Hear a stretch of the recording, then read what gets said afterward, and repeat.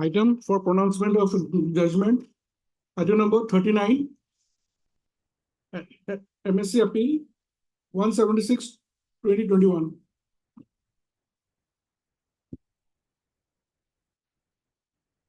Appeal allowed.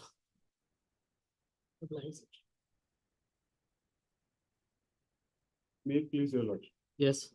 I beg to submit this mentioned memo for listing of an urgent arbitration appeal, my lord. It is preferred against the rejection of the injunction application, my lord. When do you want? On third, my lord.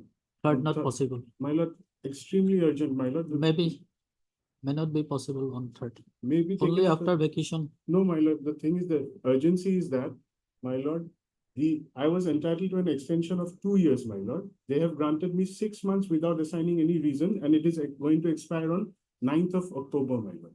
If I don't get the injunction before that or whatever, or For vacation bench, it can be not on third and fourth. my lord, on 9th it is going to expire, my lord. Vacation bench, so when, Kobe? 8 October, 8. On 8 October. On vacation bench. My lord, the contract is going to expire on 9th, my lord. Sorry, Extremely urgent. next matter. Worship, may I pray for lifting of this motion on Friday, on 4th? Is there any urgency? Worship, then If let- there is no urgency, then only after vacation. Lordship, I have filed a CRP yesterday. The urgency here is that I'm a registered society and some other persons are running the registered society of a school. So notice that it's on 4th, I'm praying for listing on 4th. Fourth, this court will not sit. Lordship, Only one court will be there. so it will be And, because we are sitting only under order 39.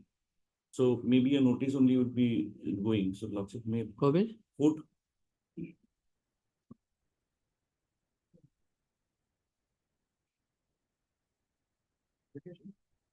Vacation bench you can opt for. Lordship, vacation bench, I lose this, I'm not even.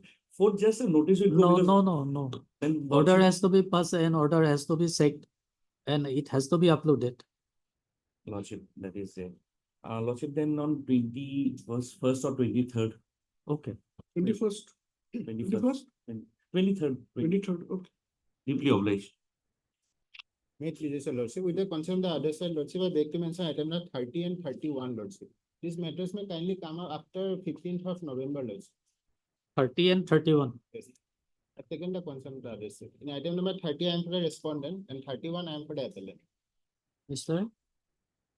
Your good name? SP Sharma, lordship. SP Sharma, learned counsel for the respondent in item number 30.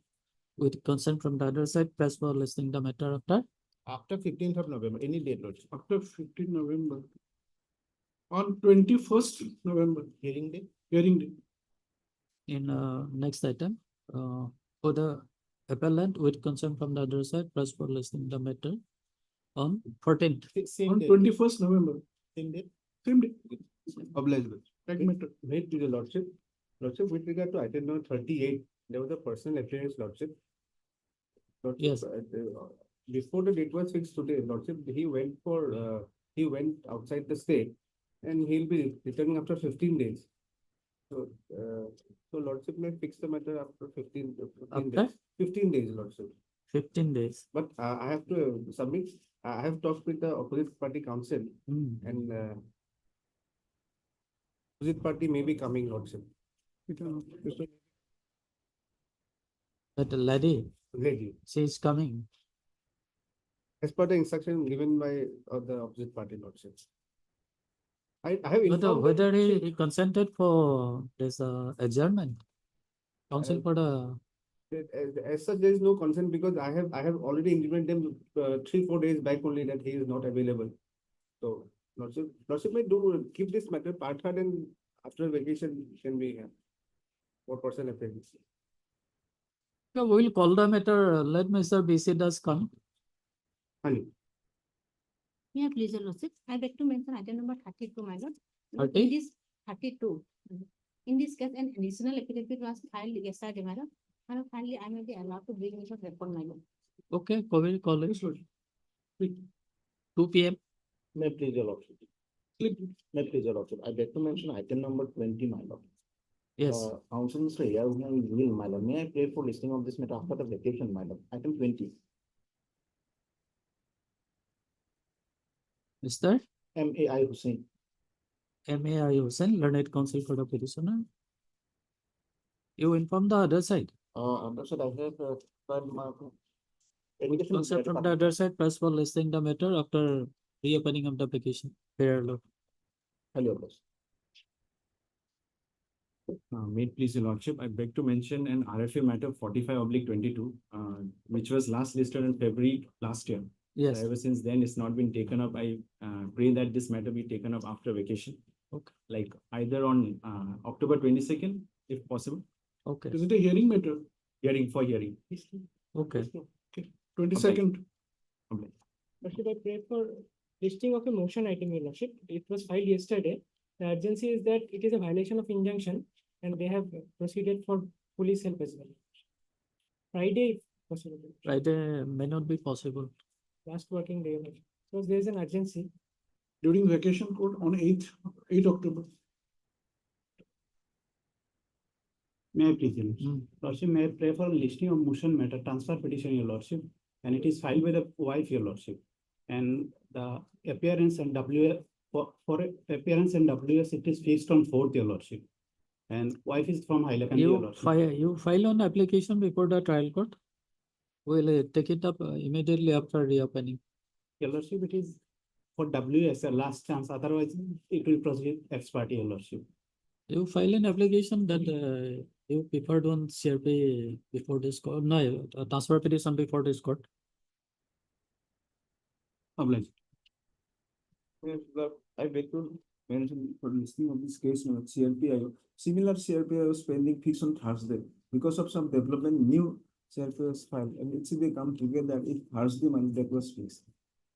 When? Second, on, What urgency is there? urgency is there, that as order cannot be passed because of some development, we have filed another. No, after vacation, we will take it up. In that There case, seems to be no urgency. urgency is there, No. They have not, this is the deletion of the name because unnecessary form 50 is not issued. That is why we approach. Maybe immediately after reopening, not before vacation. Yes, next. The IA for listing after vacation, lordship, the Okay. reopened day, lordship. Okay. Deputy. Item for withdrawal. Item number 40. Yes, instructed by the client, lordship may allow to withdraw this petition, lordship. Mr. B.P. Bora, PZ October. is a doctor, learned counsel for the applicant. In applicant submits that he has the instruction to withdraw this application. Liberty will be required. No, lordship, already settled this matter. Already settled. Settle, okay. Accordingly, this IA is now disposed of on withdrawal.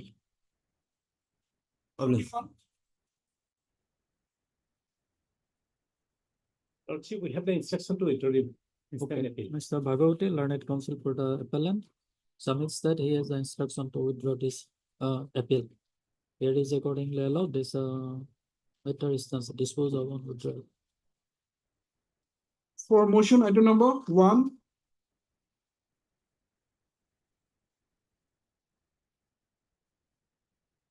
May please, your lordship. Yes. Lordship, on the last occasion, lordship, 25/9/24, there is a direction to obtain some information, lordship, Yes, regarding FIR and the yes. sending of Form 54 report, lordship. Hmm. Lordship, I have got the instruction. Hmm. The FIR was filed on 3/12/2022. 3/12. 312. And regarding lordship, this information that whether the police report was sent to the concerned tribunal, lordship, that is, we have sent a mail, but that is not been received back, lordship. Reply has not been received back. But after that, lordship, we have filed a petition before the MSCD, lordship, asking for DAR report, detailed action information report, lordship, as per the provision of section 159 of the MPA, amended act, lordship. Hmm. There has, notice has been given, issued to the OC concerned, but there has also been not supplied. So now what is your submission? What is your prayer? But my prayer is that, since the matter is submitted before the Honorable Apex Court, because the issue of maintainability, in case of limitation also is there. So my submission is that this matter may also be, proceeding may be stayed, Lordship, till further order, Lordship. When the accident took place? Lordship, 2022. That is after 1/4/22. And when the new amendment came into force? 1/4/22, Lordship. 1 April 2022. I have annexed the notification, Lordship. Lordship may kindly see page number 45.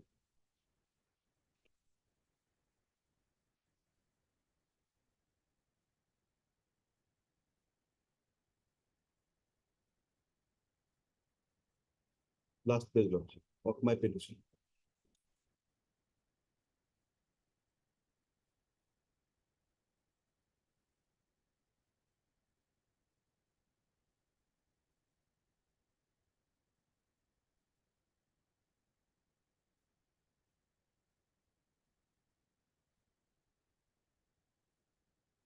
Accident took place in the year 2022. Lordship.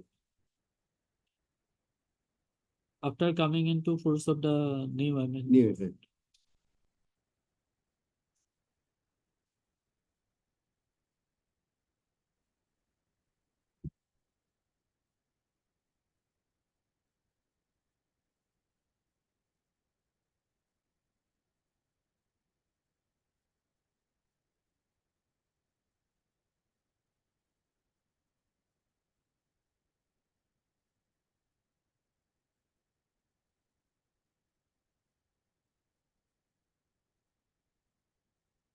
You know, why the tribunal has dismissed your petition?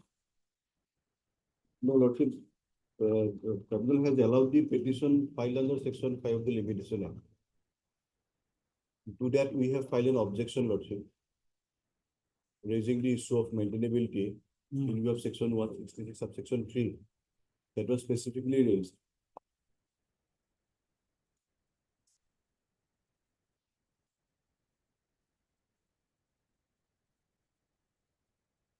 Since that order, we have discussed.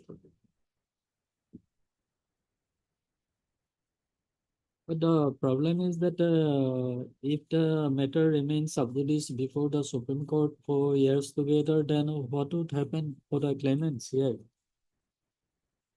They have the other option of, because the case can be registered on the basis of police report.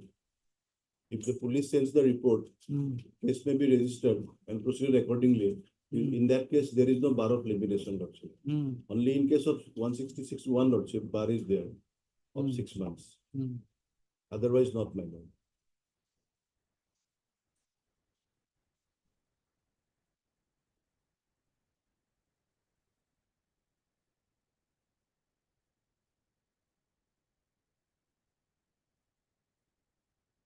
So, let notice go at this instance.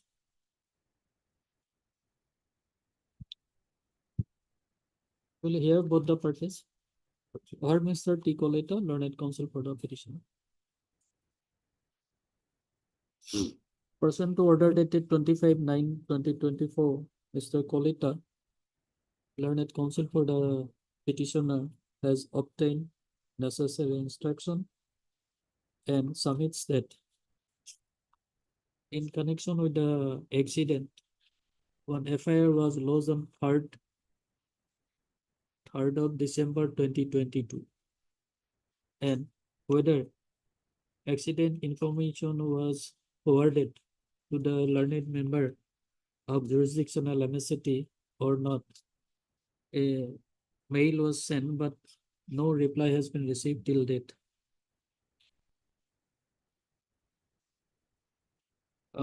be that as it may, let notice be issued to the respondents returnable in 4 weeks, the bid taken by registered post with AD and also by usual process within a week from today. List the matter after 4 weeks. Interim payroll will be considered. Lordship, in case of respondent number one, I may be allowed to take steps by way of dusty lordship. Apart Okay. from registered post. Okay. Respondent, Dusty service is also permitted respondent number one. Lordship. upon respondent number 1. Items for admission, item number 2.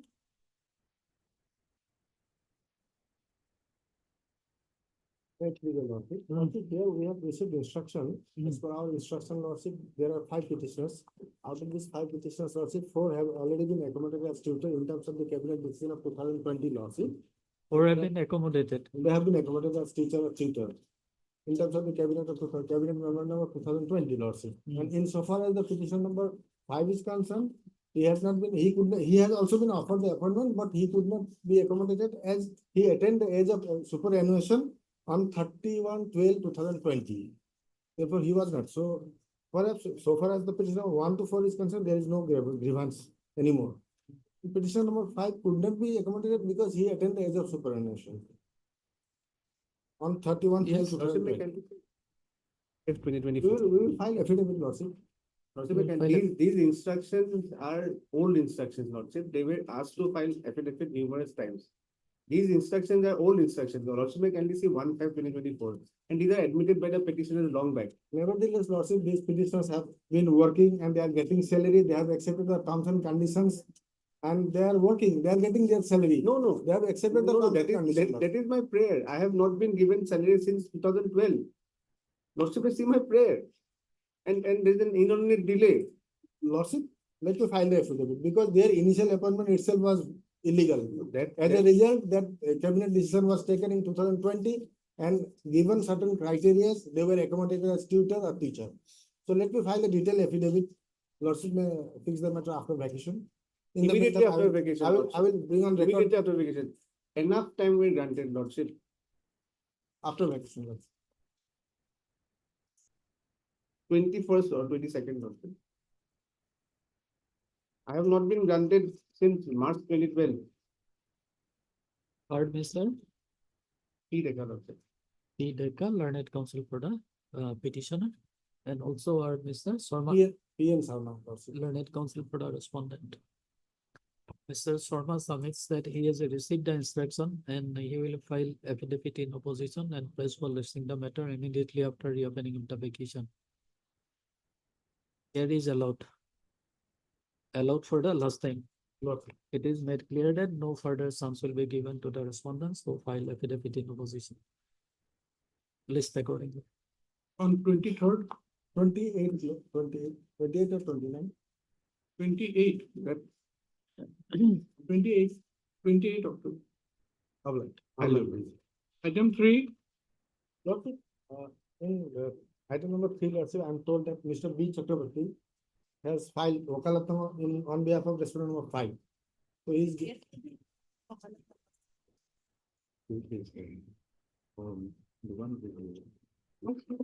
Lordship, yesterday we filed a wakalatnama. One week time may be granted, Lordship. last 2.5 years, she didn't appear, twice getting notice. If the matter is fixed for final year, then they appear by now. Lordship. He has one son.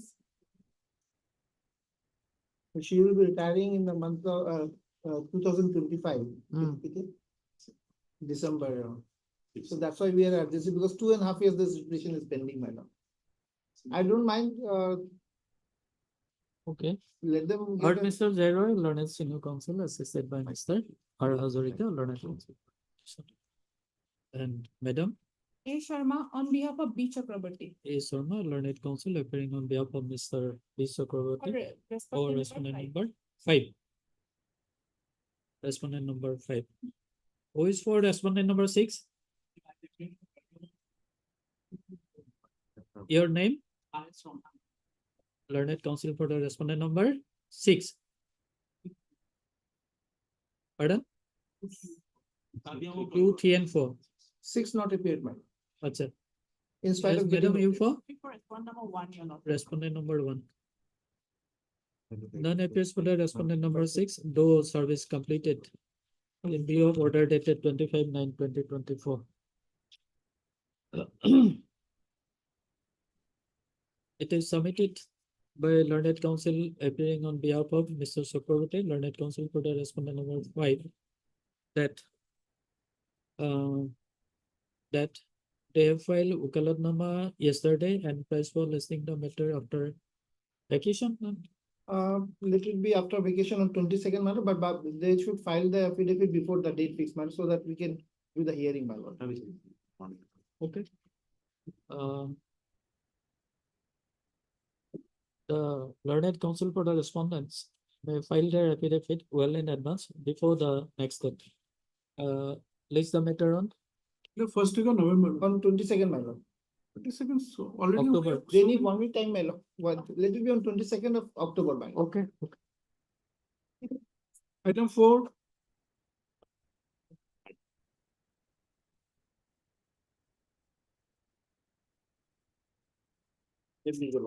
Yes. Lordship, he has received, he is going to receive according, sanction has been accorded, Lordship, and budget has also been allocated. He is going to receive. That is due. What my learned friend is.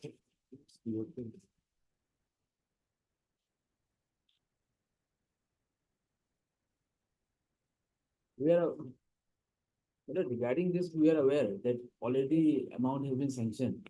What we were supposed to bring as instruction before the honorable court is that why there's a variation in the amount. My instruction, my lord, is that now sanction and the amount that we have claimed in the writ petition, the excess amount is of 93,755. It is outside, my lord, the suspension period.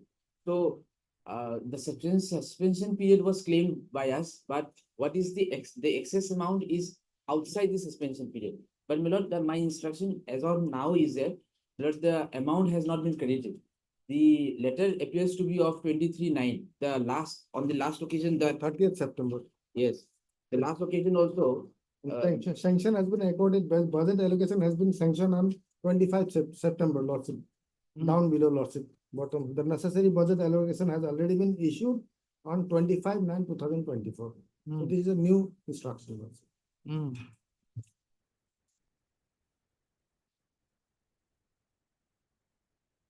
Yes. The sanction amount instruction already we have. Already last occasion, the other standing council has given us, my lord is aware about that. We are not on that. From the last, my lord, the order, it appeared that it was sanctioned on 23/9, my lord. And today is 1/10/2024, my lord. What is my instruction is that, my lord, probably the respondent number 5 and the respondent number 3, although they appears to have got the copy of this sanction order, but they are sitting over it, my lord. So the amount has not been credited to the petitioner's account, my lord. But the excess amount, my lord, I'm leaving to this honorable court because, my lord, we cannot, because we have claimed regarding the suspension period only, my lord. Although it is due, the petitioner, although the amounts are due to the petitioner, but we have claimed in a writ petition as regards the suspension period, that is 16/11/2009 to 1/5/2013. That amount has been sanctioned, and we are satisfied with that. But as of now, this amount has not been credited, but the excess amount is also due, but it is outside the, my lord, suspension period. That is what my instruction is, my lord. As per our instruction, Lordship, kindly page the second paragraph. In compliance of the Honorable Guwahati High Court order, DO Gwalpara had submitted the area salary proposal of the petitioner with effect from 17/11/2009 to 2013 during his suspension period, amounting to rupees 2,73,136, which is the balance of salary upon receipt of 50% or 75% of the subsistence allowance. This is the remaining balance amount. So let the petitioner receive the amount and come if he has any grievance thereafter, Lordship. So he has not yet received, and this budget allocation has been given on 25th of September. No, last when week. the amount is expected to be credited in their Lordship, account. now budget allocation has been done. Now it will be amount will be credited to the petitioner's account by the treasury lordship. Treasury. Treasury lordship, not directly from the department. It will be credited on the account of the petitioner through treasury. By that is one Let number the five. matter be taken up after then 4 weeks lordship. Yes, So that by the time Oh, he- why 4 weeks? our instruction is that budget allocation has been done. Respondent number 4. 5 million, the treasury million. Here now the treasury will give the update instruction. Who is representing respondent number 5? Section number 5. Perhaps R. Pujari is there for treasury otherwise. Arbor Pujari. Lordship. Or Okay. Mr. Google. S. Alia is also there. Finance- So,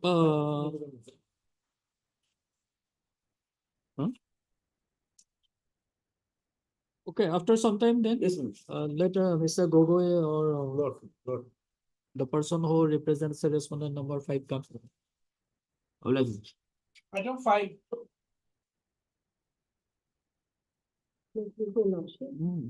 Here, my lord, the petitioner was working as the senior most assistant teacher Hmm. of 231 Hingarpire LP School, Hailakandi, my lord. Subsequently, he was appointed as head teacher cum member secretary of the school by the DEO. But subsequently, by the order dated 24/3/2022, he was removed from the post and the private respondent was appointed in his post, my lord. So he challenged this order, my lord, and thereafter, my lord, he was by suspension order. My lord, subsequently, he challenged the suspension order before this honorable court, and the honorable court was pleased to set aside the suspension order, and he was reinstated. But he was reinstated only as an assistant teacher, my lord.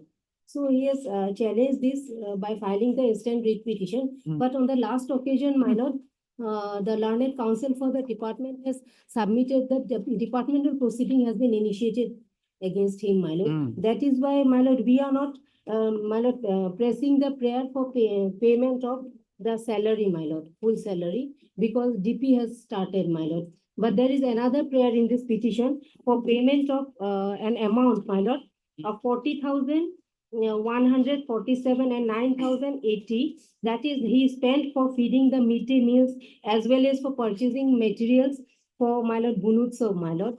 So, my lord, these two amounts may be paid to him, my lord. Only this part he has been, he is praying, my lord, at present. Your lordship may kindly see my prayer, my lord.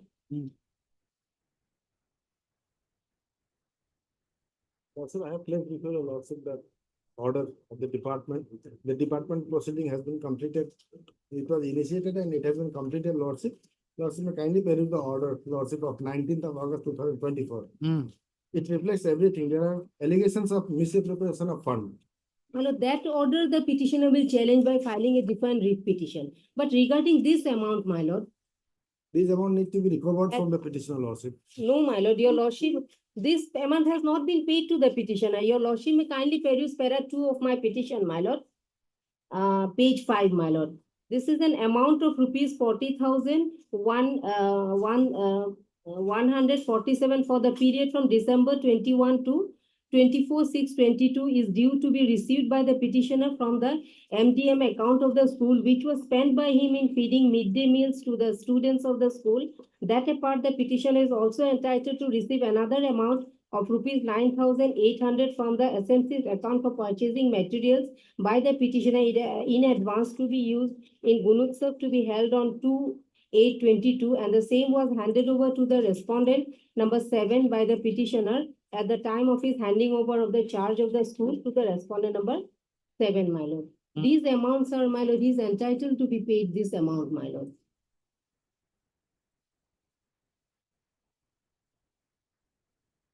Yes, Mr. Sharma. Lordship, that order dated 19th of August 2024, lordship may kindly peruse. Paragraph number 4.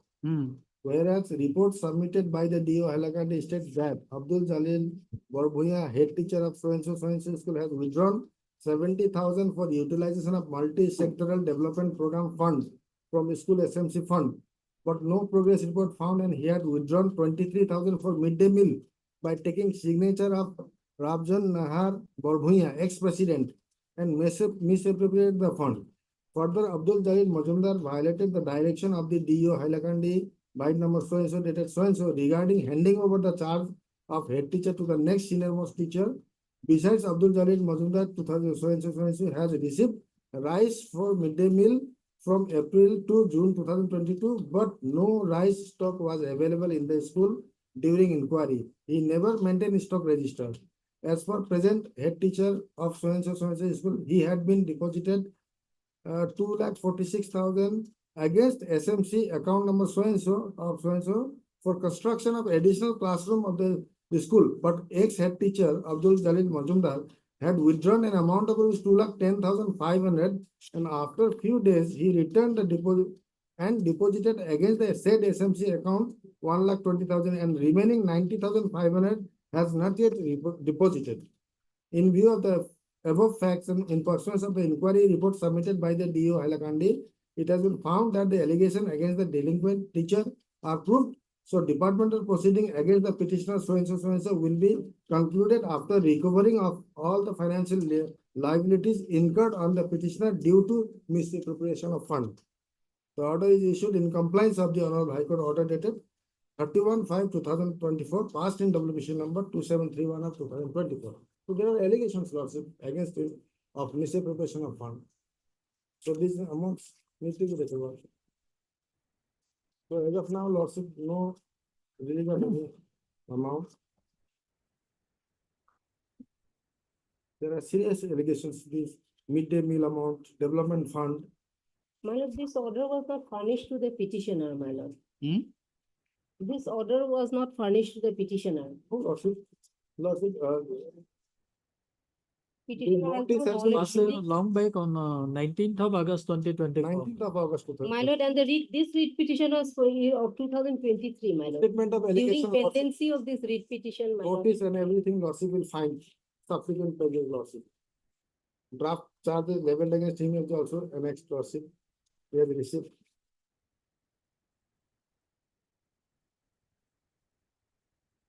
So, can it be said that on the basis of this order, any relief can be granted to you in this petition? My lord, in this petition, our prayer was different. That since the petitioner was reinstated, he is entitled No, to be paid the salary and Now you are pressing only only. on prayer these number two 3 amounts. and 4. Yes, my lord. 3 and 4. But from this order dated 19th August 2024, it appears that you have misappropriated a sum of rupees 90,500 and also some other amounts. Lordship. My lord, the petitioner will challenge this order by filing a fresh writ petition, my lord. Because this order was passed during the pendency of this writ petition, my lord. That matter will be This decided is of then. 2023. As of No, now, this order was passed pursuant to order passed in this writ petition. Lordship, on 31/5/2024. There is a reference in this order. 24, my lord, and this writ petition we have filed in 23, my lord.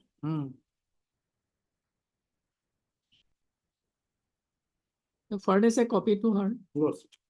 You obtain instruction, you will take it up after some time.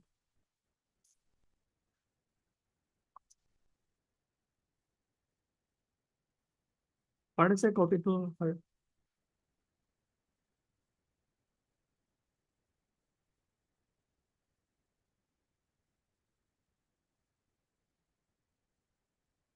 Timing item 4.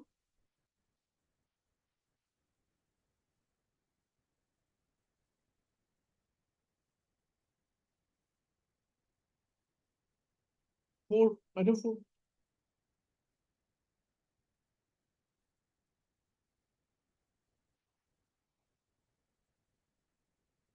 Yes.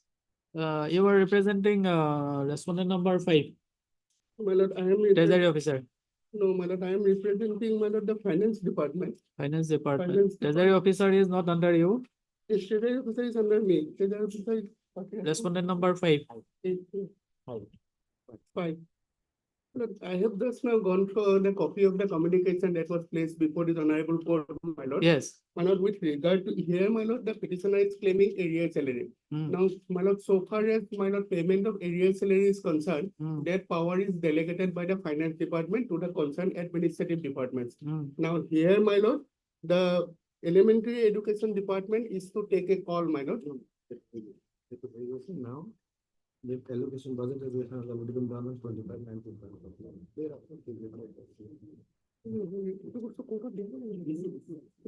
This instruction I will place. I have just received one more instruction, my lord, with on sincerity, my lord, one that is dated yesterday, my lord. Hmm. Lordship has it, my lord. Hmm.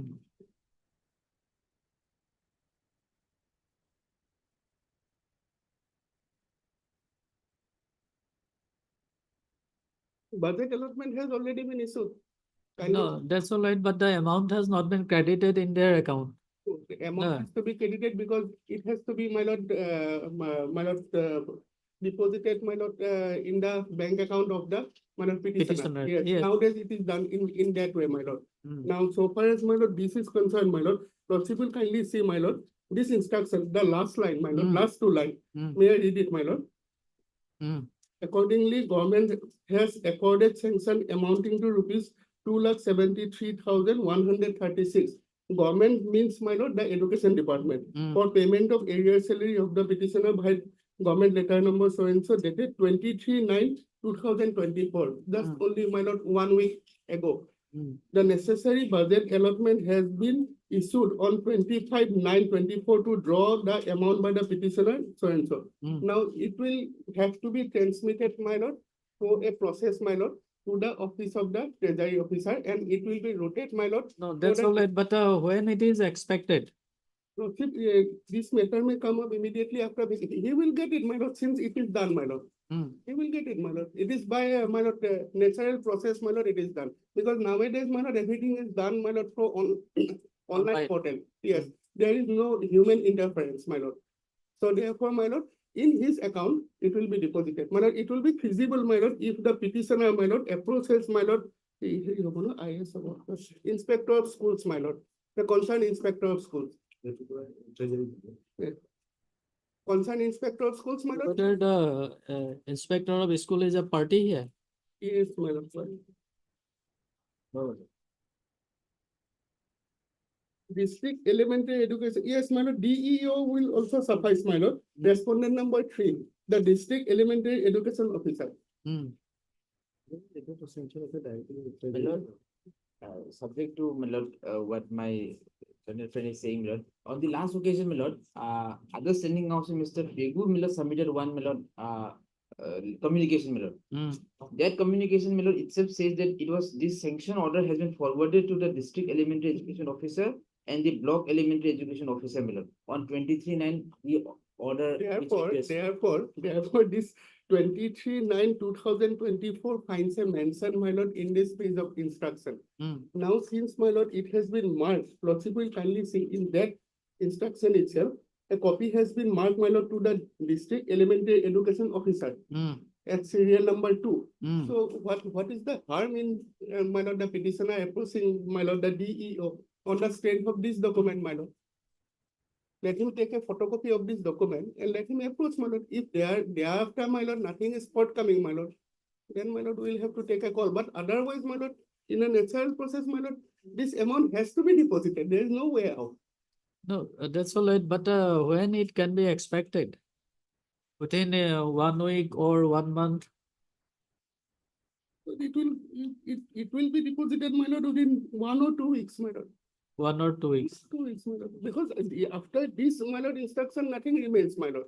Budget has been cleared, financial sanction has been obtained, budget has been cleared. That Hmm. means, my lord, this amount of rupees 2,73,136 is available in the head of account of the government, and it will be now transmitted, my lord. Since the authority concerned at the district level is the DEEO, so therefore let him, my lord, approach the DEEO. And on the Yes, next, Mr. Singh. on the next date, he will come up with instructions from his client, my lord. Let his client approach, my lord. That is My what- lord, approaching is not a issue. We will approach. But the writ petition is pending since 2020. Kindly see the conduct, my lord. The my lord, my learned No, friend- no, ultimately, government has sanctioned the Yes, amount. ultimately government has sanctioned, my lord. The Mm. 2022, my lord, the writ petition was filed and this pending bill is of 2013, my lord. Mm. And this is the conduct, my lord. And the, my lord, the officers who are out there in the, my lord, in the district level, my lord. My lord is aware, my lord, they will sit over it and they will seek for some, my lord, consideration to release all this amount, my lord. My learned friend is proactive, my lord. I'm appreciating his effort that already sanctioned and this will be done within a week or within a time. But my lord, until and unless, my lord, this, my lord, if Because why I am making this submission, it is for his benefit. yes, my lord. This document is not marked to the treasury officer. Either this document or the earlier instruction dated 14th of May 2024. Mm. Both these documents are not marked to the treasury officer, meaning thereby that the call has to be taken, my lord, by these authorities. Mm. So it is crystal clear, my lord. It will be done, my lord. It is not that, my lord, it is not the. Okay, This after, matter is a solitary matter, my lord, that he will be okay, singled out. then, My lord, we will keep the matter pending. We will take Absolutely. it up immediately after reopening. In Absolutely. the meantime, you have to ensure that the amount is credited in their account. For that, my lord, he will also have to give the Yes, yes, account details, my lord, yes. to the authorities. Already there, my lord. We don't have No, to no, give, my lord. It is already those there. details are always available Oh, with already the there, district with the- elementary education officer. Lordship will keep this matter alive, and once, Yes. my lord, this amount is finally credited to the, then, my lord, Yes. this matter may be closed. Otherwise, my lord, Lordship. Heard Mr. NBP Sinha, Learned Counsel for the petitioner, and also heard Mr. Portakor, R. Borpujari, R. Borpuzari, Yes. Learned Standing Uh, Council Finance Standing Department. Counsel for the Finance Department, and Mr. Sharma for 1, 2, and 3. Education department. respondent number 1, 2, and 3. Mr. Sharma, Learned Standing Counsel for the respondent number 1, 2, and 3 has produced a letter issued by the Director Elementary Education, Kailipara, Guwahati to him, wherein it is stated that the government has already accorded sanction of rupees 2,73,136 rupees, being the area salary of the petitioner. Right, letter number ECF-534119 stroke 22 dated 23rd. And necessary budget allotment has also been made by the made on 25/9/2024 to draw the amount by the petitioners. Mr. Corpusary, Learned Standing Counsel for the Finance Department submits that within a week or two, the entire amount will be credited in the account of the petitioners. In view of the submission of Learned Counsel for both the parties, it is provided that Rested shall list the matter on Lordship, on 21st, 21st. immediately on 21st. Well, And in the meantime, Learned Standing Counsel for the Finance Department shall ensure that the amount is credited in the account of the petitioners. My lord, can it be on 24th, my lord, if not inconvenient, my lord, 24th, Okay, okay. 24th. And Lordship will also direct both of us, my lord. Because Okay. at this stage, my lord, we do not have any role. I will ensure, my lord, I will coordinate with the department. But it is the, my lord, the No, no, DEO. Mr. Borpuzari, even after filing this writ petition, we cannot allow him to run from pillar to post to get the amount credited in his account. That is true. Ah. But I will try my level best, my lord, within my department, my lord. I'm so obliged. 1, 2, and 3 also. My lord, may I pray for keeping it as a part 100? Otherwise, my lord, it will be difficult. Okay, list the matter as part 30. Okay. Oblige, my lord, difficult. I'm so obliged, my lord.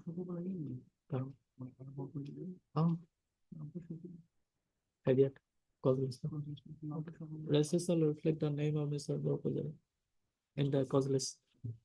item number 6.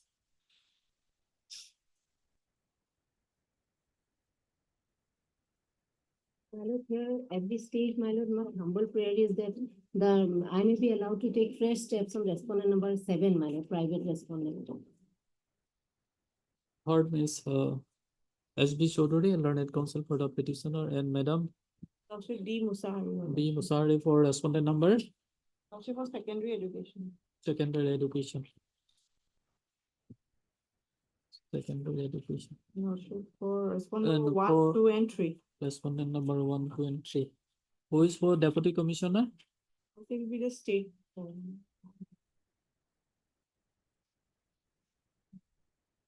Ms. Chaudhary, learned counsel for the petitioner submits that she may be allowed some more time to take step upon respondent number 5.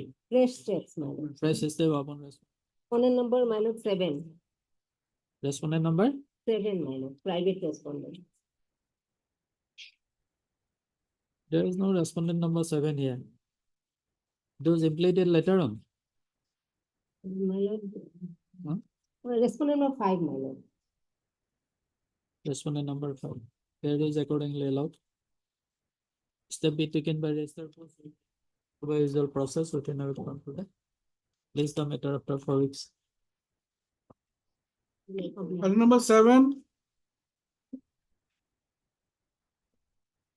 So if it's a cover matter, last two occasions also it was listed lordship. And Yes. one time before your lordship, lordship. Yes. As per order dated 9/9/2024 and 18/9/2024, lordship. Lordship, here, I need some accommodation, lordship, instruction is awaited. Item number 7. Immediately after vacation. Lordship. No, if it is covered matter, then what instruction is required? So last two occasions, lordship, kindly paid was order dated 9/9 and 18/9, lordship. Hmm.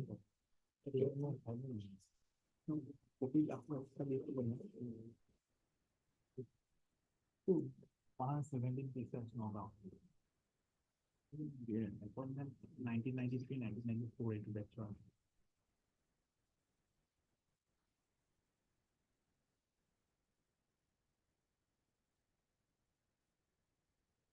Last occasion, I know. Lordship,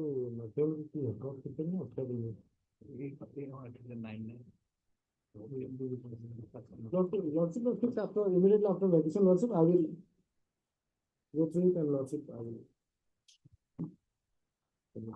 Lordship, problem is what here. Immediately after vacation, lordship. Lordship, Because the there are, councils are changing, lordship. there are different categories of teachers, they were appointed, lordship.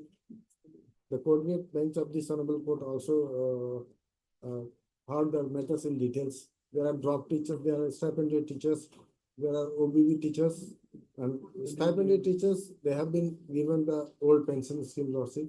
But rest of the drop teachers and other OBB teachers, they were not entitled, lordship. Lordship may fix after, immediately after vacation, lordship. No, on the other day, no, on that day, again someone will appear. So, And GP, again There is the will problem, take lordship. There is the No, problem, lordship. time for necessary instruction. I will appear and I will go through the order also, lordship. This particular matter, lordship. Okay. Pardon, Mr. P. Bordoloi, learned counsel for the petitioner, and Mr. Swarma, learned counsel for the state respondents. Mr. Swarma submits that he may be granted life. Here is accordingly allowed. Rest shall list the matter on. 30 October. An observation, lordship, on last occasion. If the council sends again, lordship, then it will be again. Lordship, I will take place. There are a number of councils, lordship, but this matter I will take.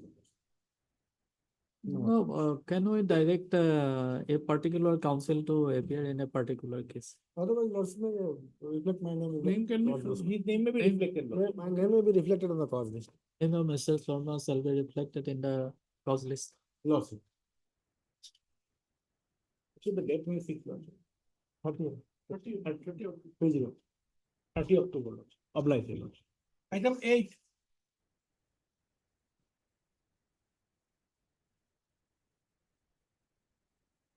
May I appeal, my lord? This is, my lord, the first appeal, my lord. Against the degree in judgment, my lord. This appeal, my lord, against the counter claim. That, my Against? lord, another appeal, my lord, we filed that is admitted, my lord, against the dismissal of the suit. That was, my lord, RFA 57. This is RFA 59. My lord, I prepare the appeal, my lord. several ground, my lord, no preparation, not frame, my lord, no their discussion. And my lord, limitation also not properly considered. By my lord, a civil judge senior division, Udalguri, my lord. Okay, heard Mr. Sohan, learned counsel for the appellant. This appeal under section 96 of the Code of Civil Procedure is preferred by five appellants challenging the correctness or otherwise of the judgment and decree dated 12/7/2024 passed by the learned civil judge senior division Udalguri in TS number 02 of 2021. Whereby the counterclaim of the respondents stroke defendants was decreed. There is the memo of appeal and the grounds mentioned therein, and also there is the interim judgment and decree dated 12/7/2024 passed by the learned civil judge senior division Udalguri in title suit number 02 of 2021. Admit. Let notice be issued to the respondents returnable in 4 weeks, shall be taken by registered post with AD and also by usual process within a week from today. SSL call for the record from the learned trial court, publish the matter after 4 weeks. Is it necessary that this matter has to be taken with the other matter? I, my lord, I have applied, my lord, for stay of degree till this present, my lord. 309 for me.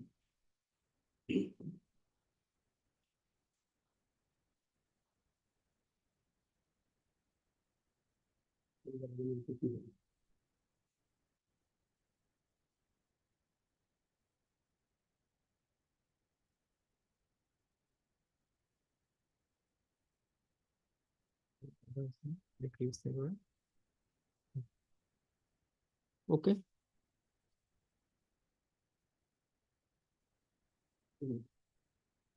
We allow the I.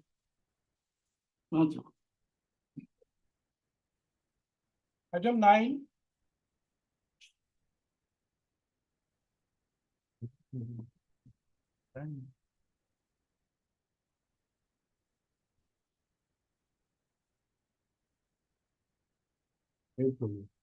Yes. This appeal is doubted against the order of Albury Learned Civil Judge, partly allowing the prayer for injunction and partly not allowing the prayer for injunction. Also will see that the disputed property is situated at GS Road. And the Schedule B property is allotting the GS Road, and behind Schedule B property, the Schedule A property is situated. That's it. And that in that Schedule A property, the applicant number 2 is running his business. There are two establishments, business establishment. One is car servicing center, and that is the two-wheeler showroom. That's it. Now, what has happened? Suddenly on 5/5/2024, the opposite party number 1 to 3, they deposited some big boulders, and by dumping those boulders, there is my 2 iron gates. There are 2 iron gates, that's it, in both the sides. One leading to one car service center, another leading to the showroom, that's it. Both the gates were demolished by the opposite party number 1 to 3. Also will kindly see I have enclosed some photograph. Also will see at page 79.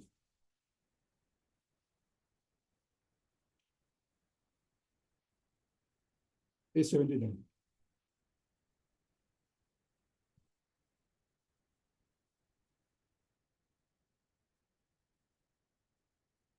$70? 79.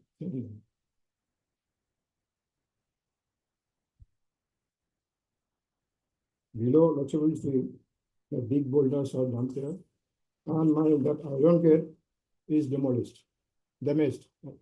Totally. Page 79 of your Our one of the appeal. I 3088.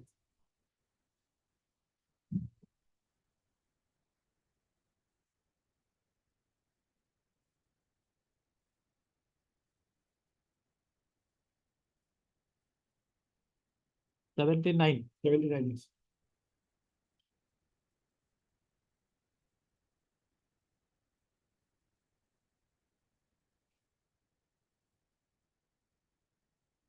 Below also been fine. My iron gate that is demolished by dumping big boulders. And behind it, the showroom is situated. And then again, Lossi will kindly turn to page 84.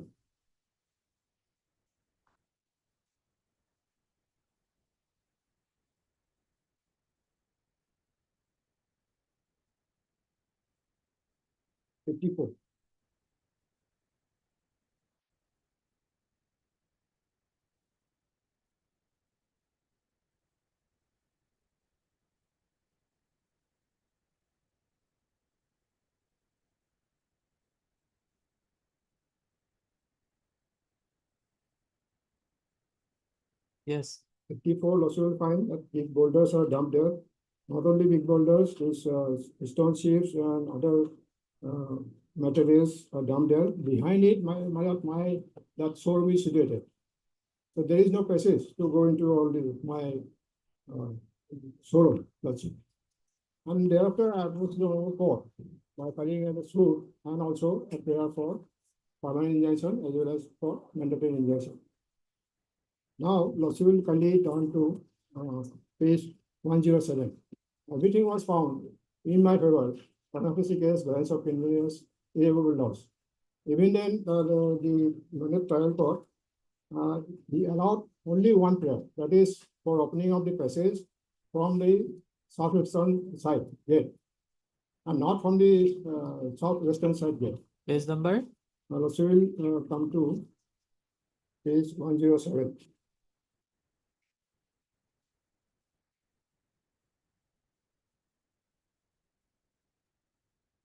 Paragraph 10. Of the same article.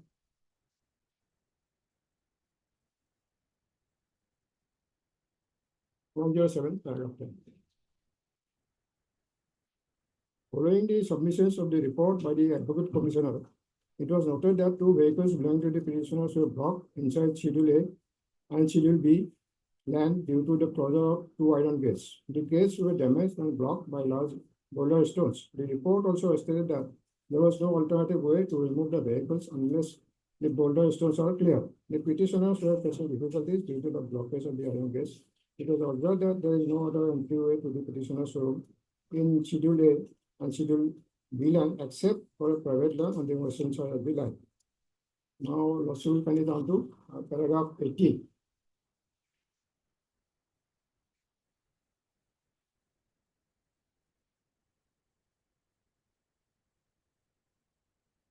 Paragraph 15, Lossi will kindly see at page 110.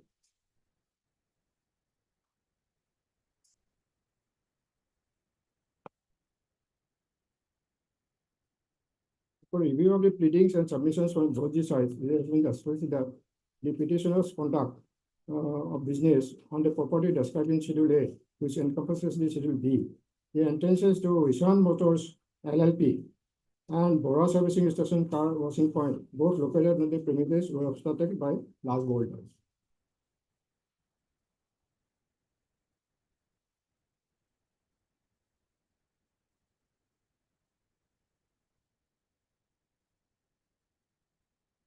Then Lossi will come down to page 113.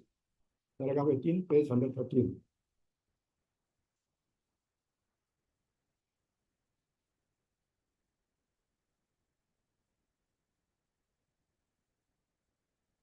Line about 13 from the top.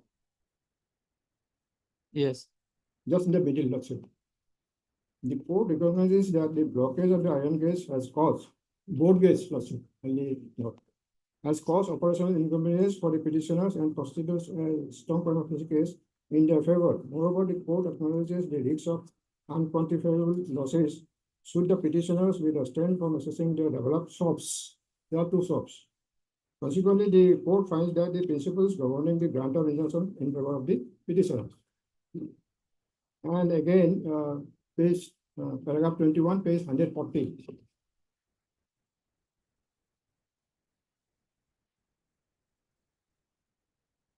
The petitioner has successfully established the three essential principles for granting an injunction. Additionally, the office have provided assurance to vacate the gate located at the southeastern gate. So the opposite party number 1 to 3, they have already assured the court that they will vacate the space, 15 feet space from the southeastern gate. Consequently, the court deems it appropriate to instruct the office to remove the boulders from the southeastern gate, thus enabling the petitioners to smoothly operate their business until the resolution of the ongoing dispute in the original dispute. Consequently, an injunction order in mandatory form is granted against the office encompassing their agents mandating the removal of boulders obstructing the southeastern gate. The action will facilitate the petitioner in conducting their business operation.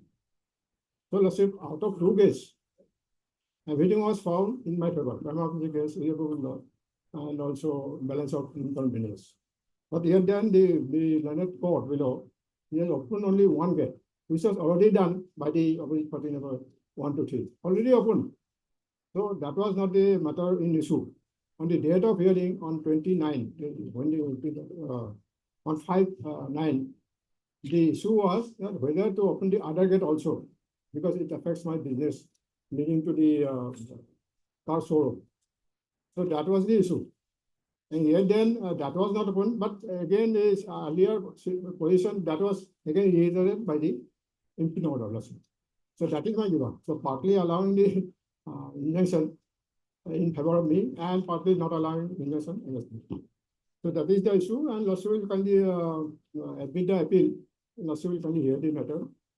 I have filed an application by this IA. I have filed an application for injunction also. Let notice go at this. No, notice go, but Will in the office meantime, sorted?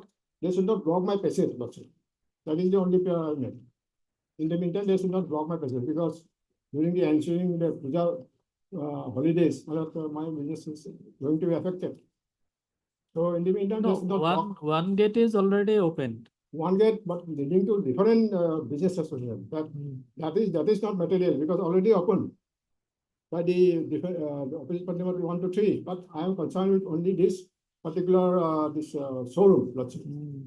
That is not that passage should be You clear. say in granting a mandatory injunction, the prima facie case, the satisfaction agree. of prima facie case is much higher than the ordinary case. Yes. So I have several judgments of the apex court whereby mandatory injunction was to granted at the. So will I hear the other side? Yes, absolutely here. But Heard in the meantime, they should Mr. not connect. Khatoni, learned counsel for the appellant.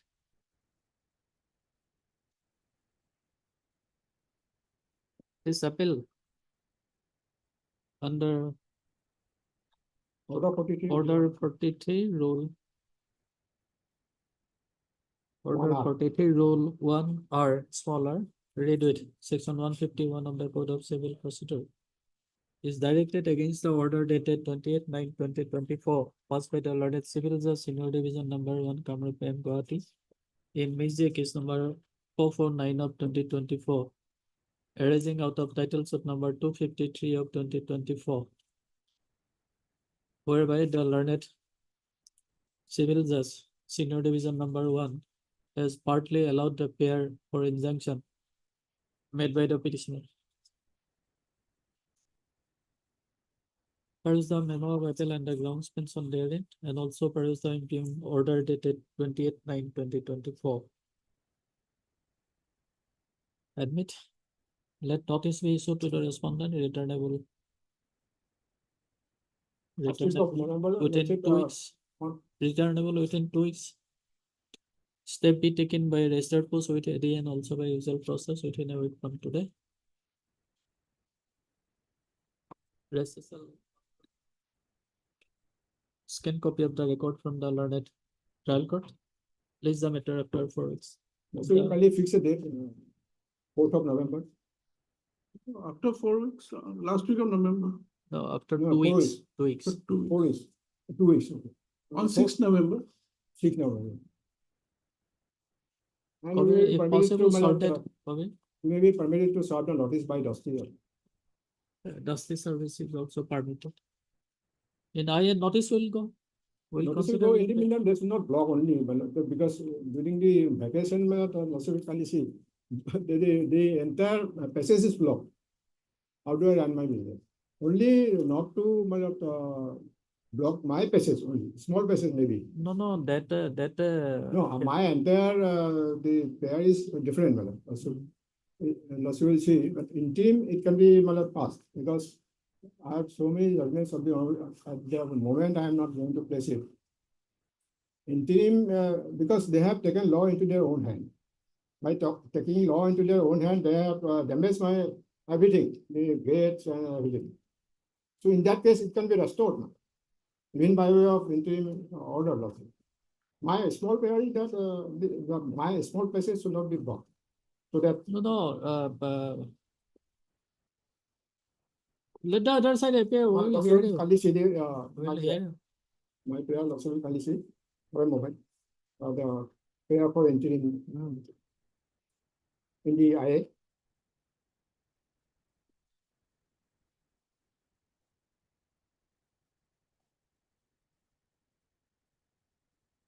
Page 42.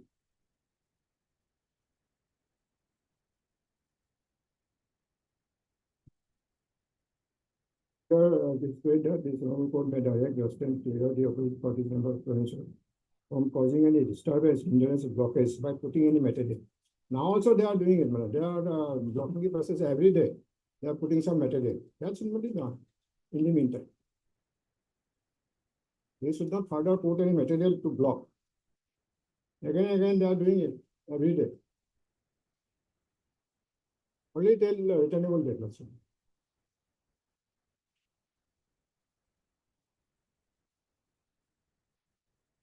No, the photograph shows that it has already been blocked. This block, but they can clear the passage and they should not, again they are putting the materials. Whenever there are some space, they are putting everything every day. From now on, at least. So they should not put- let notice please, sir, we will consider your prayer. Okay. Number 10.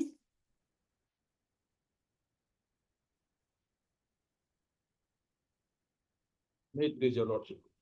This is also a statutory appeal under order 47 rule 1R against the final order passed in the injunction petition, which lordship will find the operative part at 201.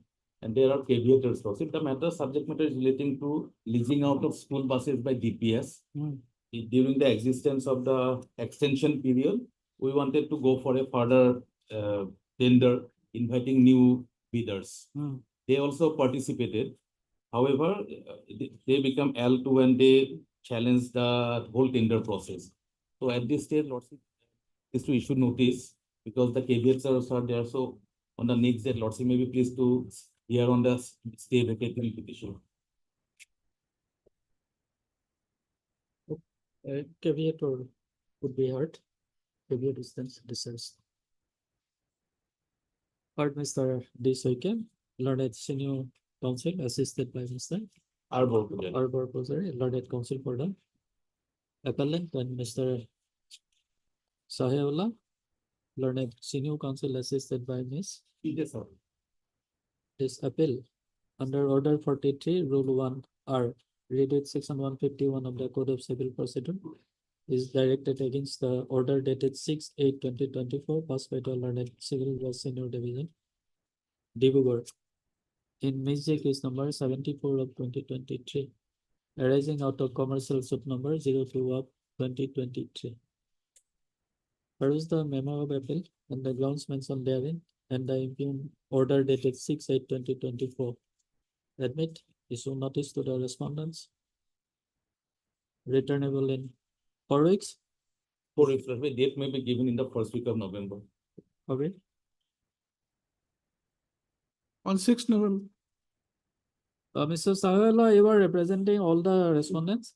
No, my lord. 1 to 3. One Pro to- forma respondent will take steps, lordship. Respondent number 4, who is a pro forma respondent. Okay.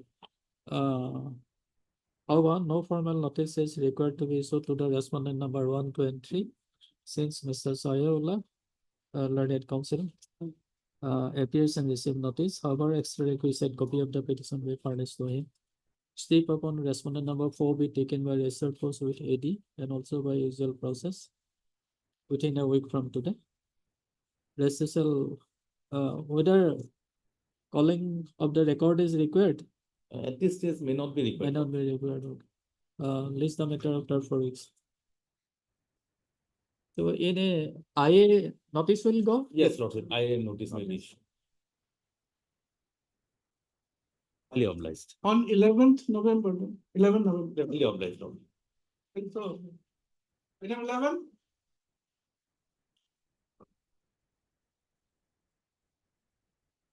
Wait, Your Lord. Hmm. My Lord, yesterday we have received one affidavit in opposition Hmm. from them. Hmm. So, my Lord, we want to file one reply, To the affidavit, file on 38, October, yes, sir. 30 November, November. you know, September too. That's right. Yes, I do. Okay. Heard Mr. A.C. Buragoy, learned senior counsel assisted by Miss learned counsel for the petition and Mr. Standing counsel for the Guwahati University. Respondent number 3 and Mr. I Alam. None appears for the respondent number 4. My Lord, Mr. Buragoy, learned counsel for the petitioner submits that he has received a copy of the affidavit in opposition filed by the respondent number 3 and he will file a reply to the affidavit in reply to the aforesaid affidavit in opposition filed by respondent number 3 and place for listening the matter. After vacation? After vacation. My Lord, instead of respondent 3, my Lord, respondent 3 is NCT. I'm for respondent 4 Guwahati. Respondent number 4. 4. Affidavit filed by respondent number 4. Respondent 3 is NCT. Page number 6. Okay, respondent number 4.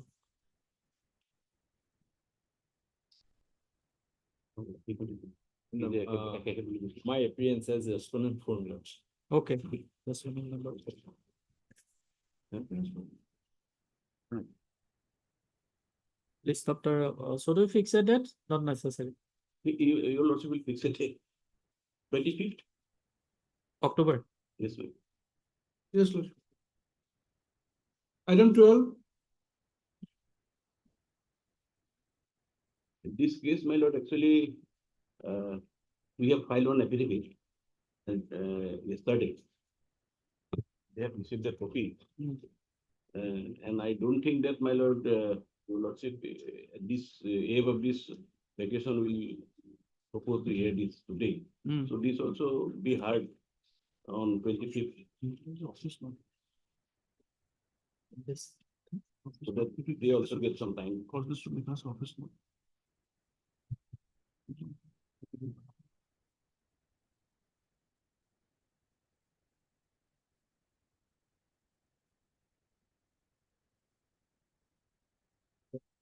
Heard Mr. A.C. Buragoy, learned senior counsel assisted by Ms. Nath, learned counsel for the petition, Mr. P.J. Pokon, learned standing counsel for the Guwahati University. Respondent number 1 and 2. 1 and 2. Mr. Buragoy, learned counsel for the petitioner submits that he had filed an affidavit. In reply. Affidavit. You are for the petitioner here. You have filed a reply to the. Reply. So that they can get some time to. University Mr. has Buragoy filed. submits that he has filed his reply to the affidavit in opposition filed by the respondent number 1 and 2.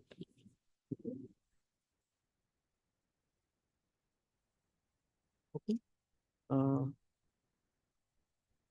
List the matter immediately after reopening of the vacation for hearing.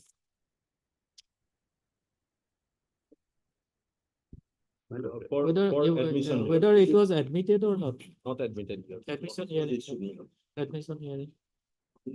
Your Lordship will see the other, on that day, the interim also be considered by the school. Okay, on that day, the petitioner considered. My lord, another prayer, my lord. My learned friend says that WPC 3782/22 and 794/23, they are similar. Hmm. So earlier also these two cases were listed along with these cases. Hmm.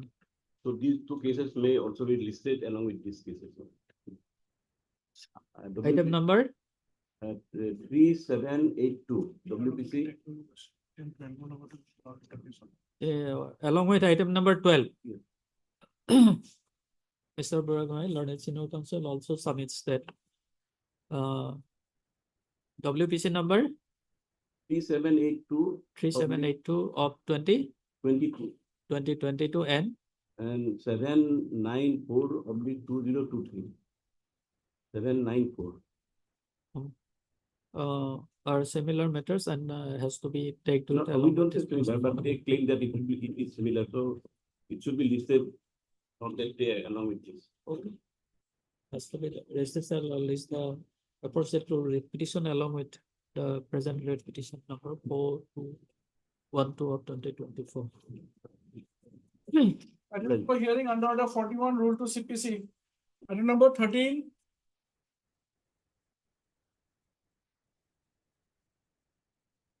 There is a concurrent finding of facts and law also, my lord.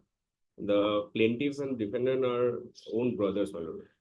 Plaintiff case is that, my lord, he purchased the suit property at measuring 2 kathas, and the defendant has purchased 1 kathas of land, my lord.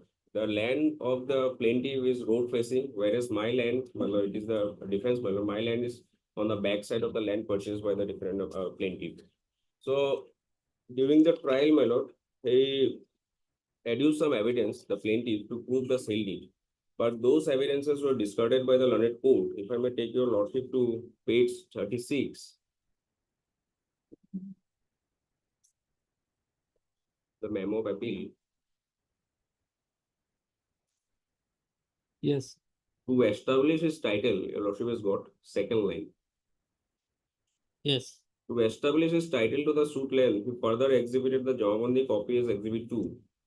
He has also exhibited land revenue receipts and house tax receipts, so and so respectively. 2 numbers of PWs have been filed by the plaintiff, but their cross-examination could not be recorded. Hence, the evidence of the other 2 witnesses cannot be taken into consideration. But somehow, my lord, on the learned court has written, PW2 Gagan Bonia, one of the official witnesses, has deposed that he is senior assistant of sub-register and Exhibit 7 is the volume register.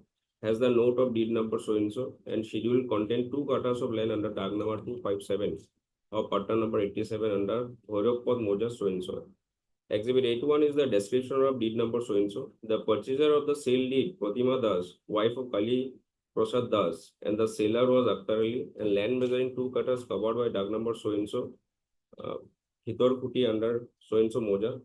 In Exhibit 81, there was no mention of any road. In his cross-examination, he deposed that the 2 sale deeds, that is so and so and so and so, were registered on the same day, and 2 sale deeds were copied on 3/1/1992 and 4/1/1992. Well, except this witness, well, there are no witnesses been examined to prove the sale deed, my lord, as Exhibit 1, adduced by the plaintiff. But somehow the learned court has came to a finding at page 41.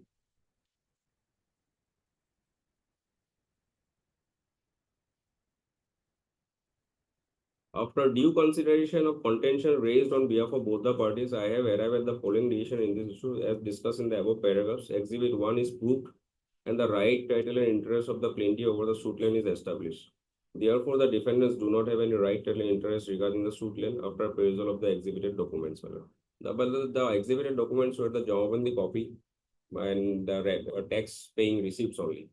Neither the witnesses were examined, nor the scribe was called for to prove the contents of the document. Well, a volume register can only prove the execution of the documents. Whether the contents are correct or not, it can only be proved by adducing evidence to the witnesses and the scribe who has written the deed as per law. Well, that's why I have formulated the substantial question of law on the point of perversity.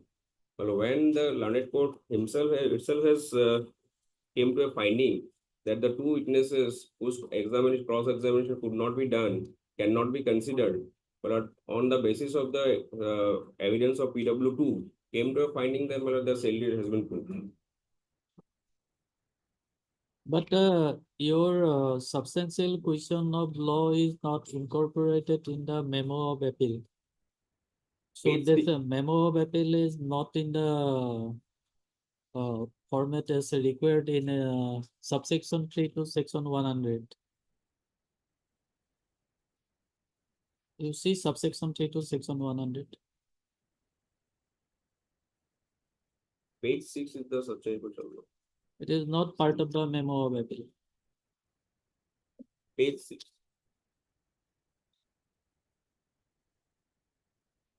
You see subsection 3. Perhaps your lordship is looking at the IA. No, RSA 181.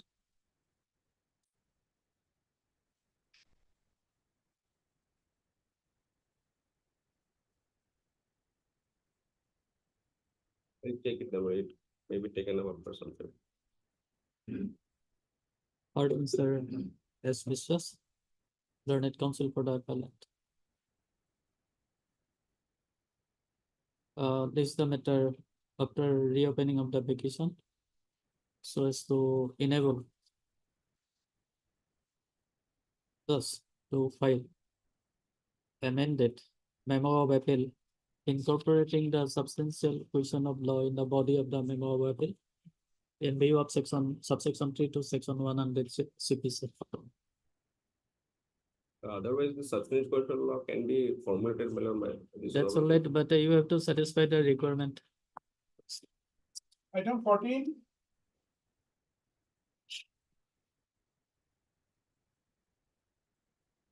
Make this my lord. This is second appeal under section 100 of the CPC, my lord. The present appellant, my lord, as plaintiff filed a suit for declaration of right title interest, recovery of possession in respect of 1 quota 10 lessons of land, and for permanent injunction. My suit was initially, my lord, decreased by the Learned Trial Court, and on being agrees, my lord, the present respondent filed an appeal before the Court of District Judge, my lord. Now, the district judge, my lord, allowed the appeal, and thereafter we prefer the second appeal, my lord. That second appeal, my lord, will find at page number 71. And the relevant portion is at page number 75. I'll read from paragraph number 7, my lord. The matter was remanded by page 75, paragraph 7. The provisions of Order 41, Rule 27 of CPC is apparently clear that the parties to an appeal shall not be entitled to produce additional evidence, whether oral or documentary, in the appellate court. But if the appellate court requires any document to be You are produced, reading page number? page number 75, paragraph 7.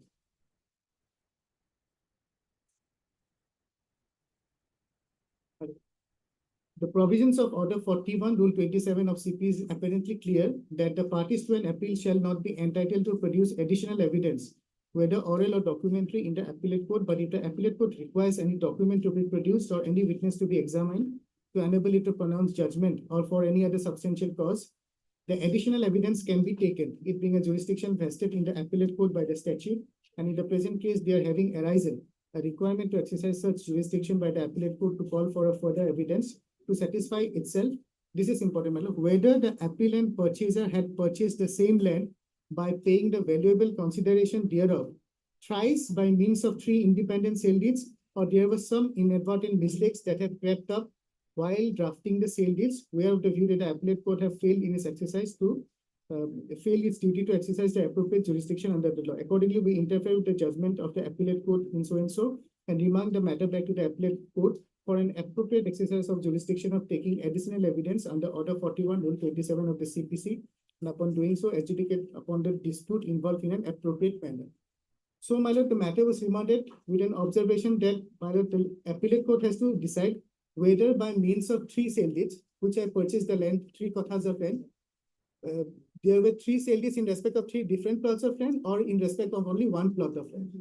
If, my lord, thereafter, my lord, the matter was heard and the learned appellate court has, page 77, my lord, has given an elaborate judgment, my lord, counting to around 65 pages, my lord. But this vital issue was not even dealt upon. That whether, my lord, by way of three sale deeds, three separate plots of land were purchased, or whether only one plot of land was purchased. This aspect of the matter was not even dealt with, my lord. Although the judgment runs to around 65 pages, my lord. So that is my first substantial question of law that my lord will find at page number 5. Now, substantial question of law at point number 5, my lord, page 6. 5 and 6. That's,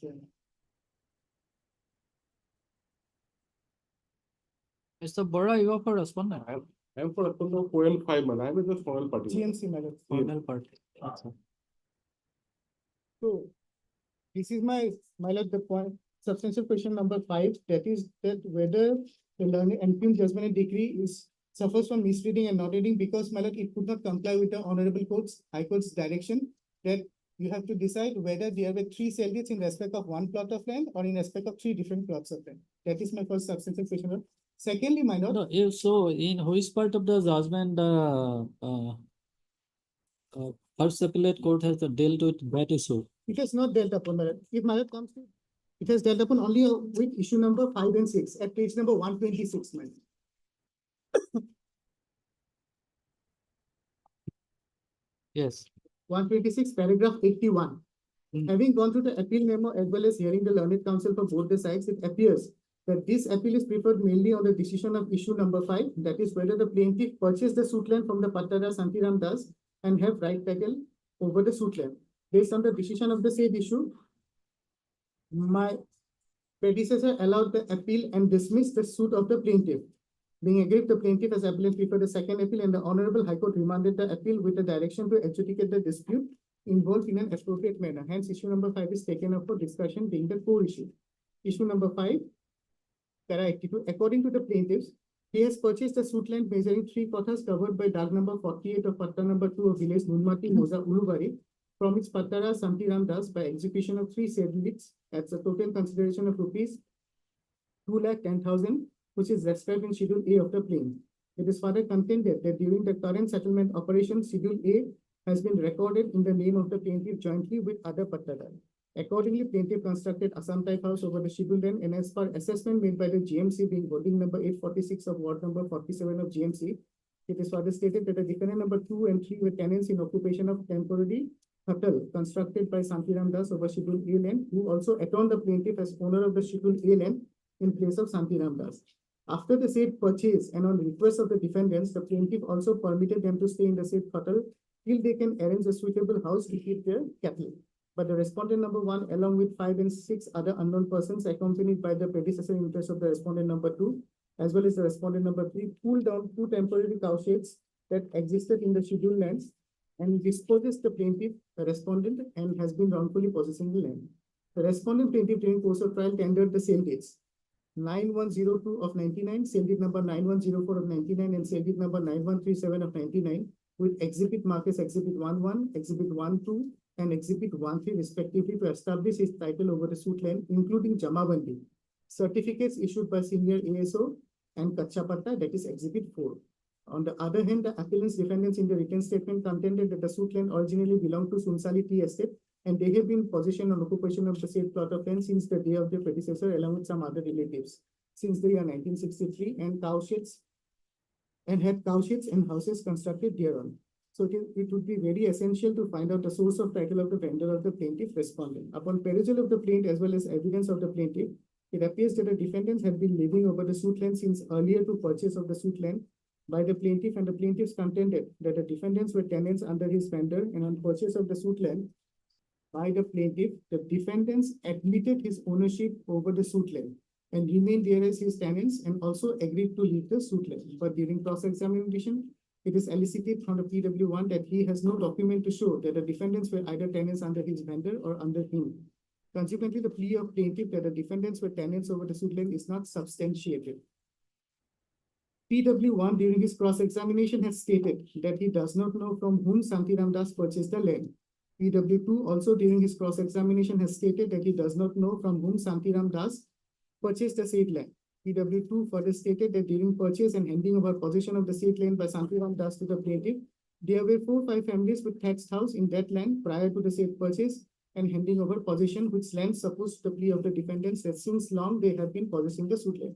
Perusal of Jamabandi Exhibit 3 as well as Kacha Patta Exhibit 4 tendered in the evidence by the plaintiff, it appears that there is mention of the name of the vendor of the plaintiff as one of the pattadar in respect of the land covered by Dag number 48, fee sample grant number 2 of Nunmati under Panbari Moza, whereas Exhibit 31 to 33 being the certificates issued by the senior ASO, it reveals that thereby the settlement authority granted mutation in favor of the plaintiff in respect of the land. Okay, Mr. Iqbal, My lord, okay.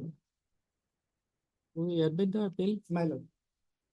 Only on, my lord, substantial question 1, 4, and 5. Others are not.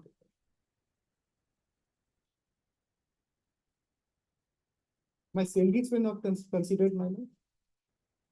High Court's direction was not considered. Third, Mr. Iqbal, learned counsel for the appellant. And Mr. Bora, learned counsel for the respondent number 4 and 5. This appeal under section 100 of the CPC is directed against the judgment and decree dated 21/8/2024. Additional district judge number 1, Kamrup M. Guwahati, in title appeal number 14 of 2011.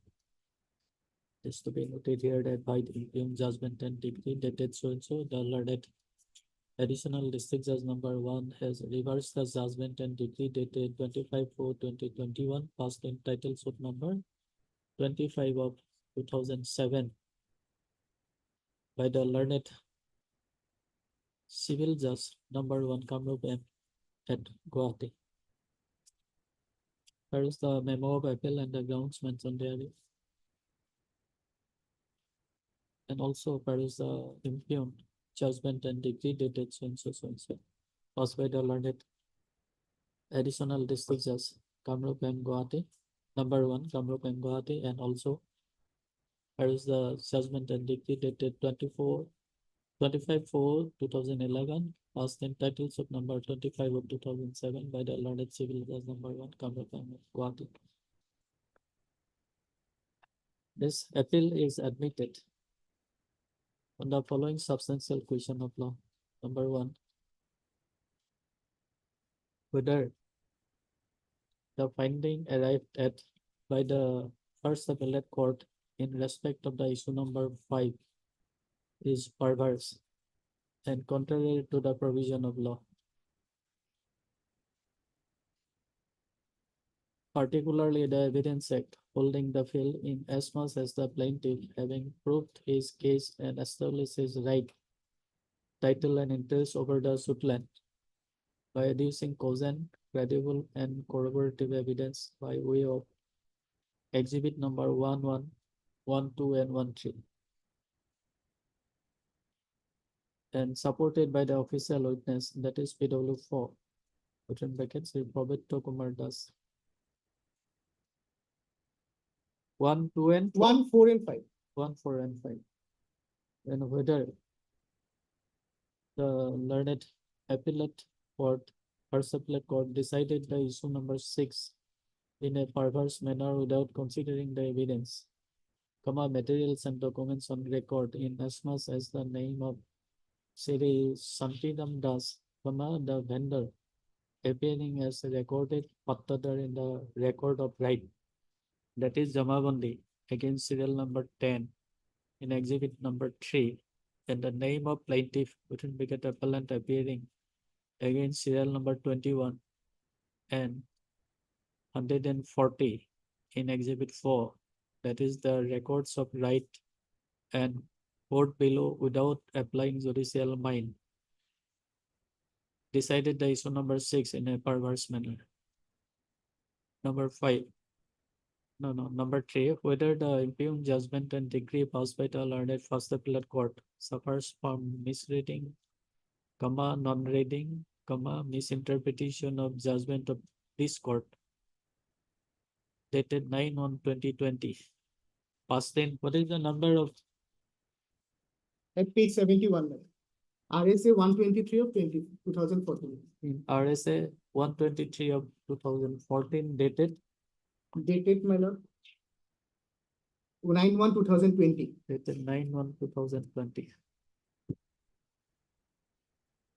Whereby the matter is remanded to the first appellate court on a particular point, and the first appellate court having not discussed the said aspect of the matter and thereby caused grave illegality and material irregularity resulting miscarriage of justice.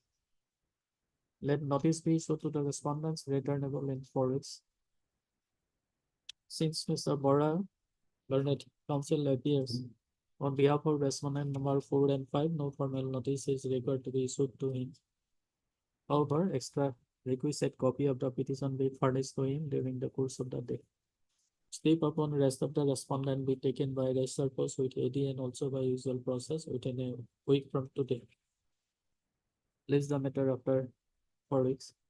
This is a call for record from the learned first appellate court and also by the trial court. Is there any I no? Briefly, okay. Item number 15 for orders.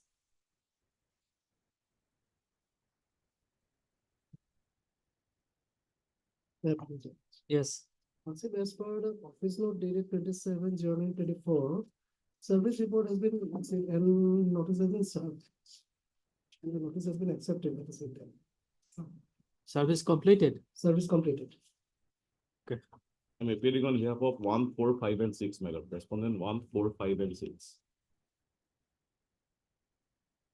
Heard Mr. Bakhtiar, sir. learned counsel for the Appellants. Appellants. appellant. And Mr. E. Chakraborty. Chakraborty, learned counsel for the respondent number 1, 4, 5, and 6. 1, 4, 5, and 6. Also, we have taken the steps by register post along with usual process.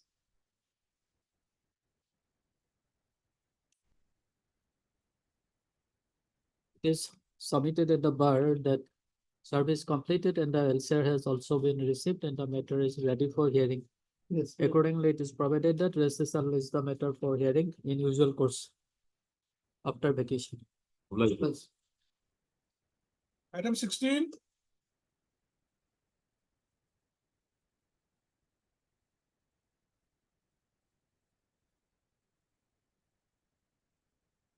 That matter, lordship, that RFA was filed earlier, which was dismissed. And thereafter, lordship, again, second RFA was filed. And then in the honorable court issued notices twice, lordship. But they are not appearing. So it may be dismissed, lordship. 2018, my suit is pending before the trial court.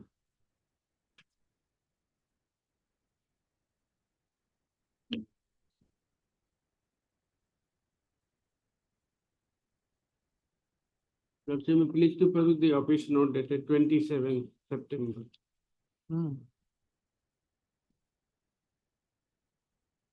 But it appears that notice, answer notice has also not been received by the registry. They have not appeared also. Earlier council took retirement. JHIK. Thereafter court notice. None was- appears for the appellant on call. However, Mr. S.P. Roy, learned counsel for the respondent number 1. Any other counsel for other respondents? No. Respondent number 1 present. You are for respondent number 1. Yes, Lord. Office note dated 27/9/2024 indicates that no new counsel appears. And file Ukalatnama on behalf of the appellant still there.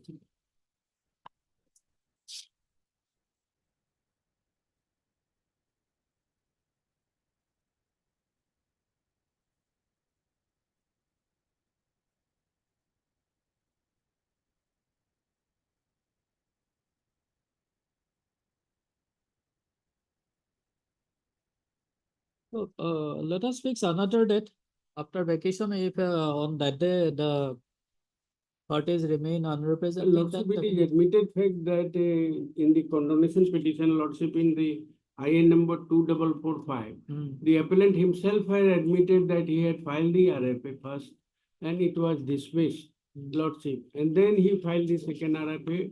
He ought to have filed a restoration petition under Order 41 for the restoration and this. That's all right, but Twice honorable court has sent the notice. There, actually respondent is not interested in the matter, Lordship. no, only on one occasion notice was sent. No, Lordship, again, second time also notice was sent, Lordship. When? Lordship, will please to peruse the office note dated 27 of September. Again, your Lordship passed an order for appearance of the appellant. How long? 6 years has gone, Lordship. My suit is pending in the trial court for no fault of me.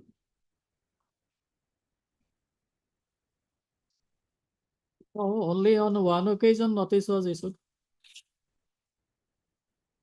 It was sent on 18/6/24. Lordship, second RFA, Lordship, is not maintainable. I No, limit that's your all right, Lordship. but unless the petitioner, the appellant is heard. uh, Let us fix it on 21st of October. If on that day the parties remain unrepresented, then dismiss it. Okay. People will like, no?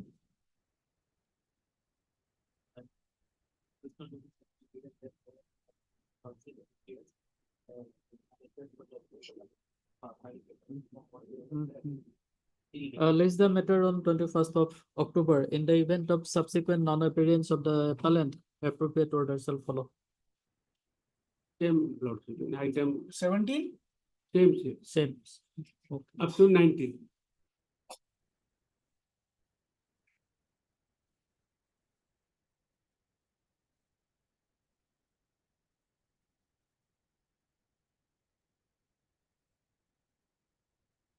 Item 21, Right. item 21.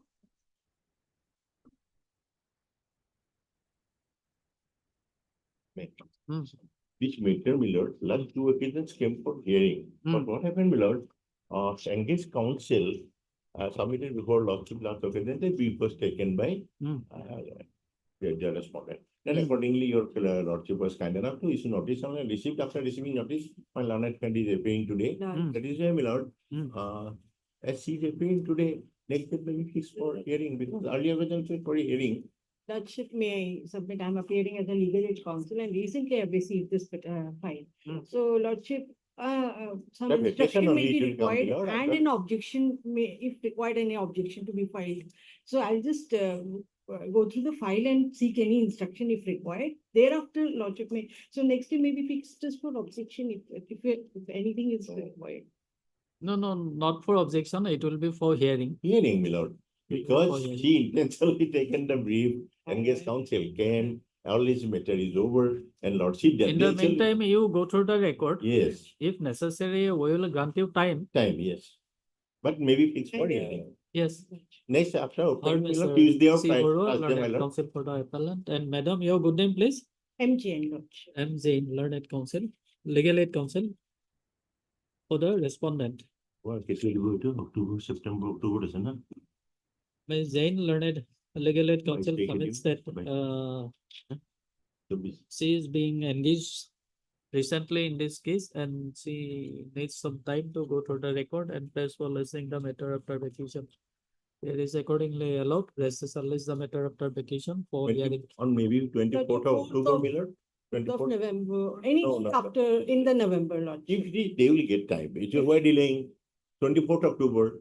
opening. I have some personal. Oh, then they will take your decision, Maybe November, any- December. any date in the month of November, Lordship. Any Okay. date. November on 4th, 5th November. 14 November, Short date. ठीक है sir? on 12 November. 12 November. Obliged, Lordship. Obliged, my lord. 22, May I please, your Lordship? Hmm. As for office note dated 27/9/24 shows that They have entered their appearance also, Hmm. and LCR has been. Service completed. Service completed. They have received their sole response. Third, Mr. Your good name? Robiul Haq.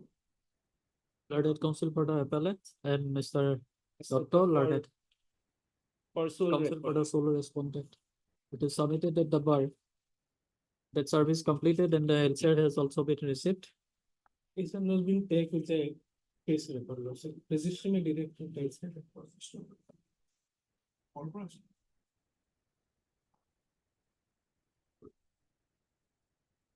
All for record. Take for- Same has been received by the section. Is in this section. LCR has also been received and the matter is ready for hearing. Accordingly, it is provided that recess is the matter for hearing in usual course. 23.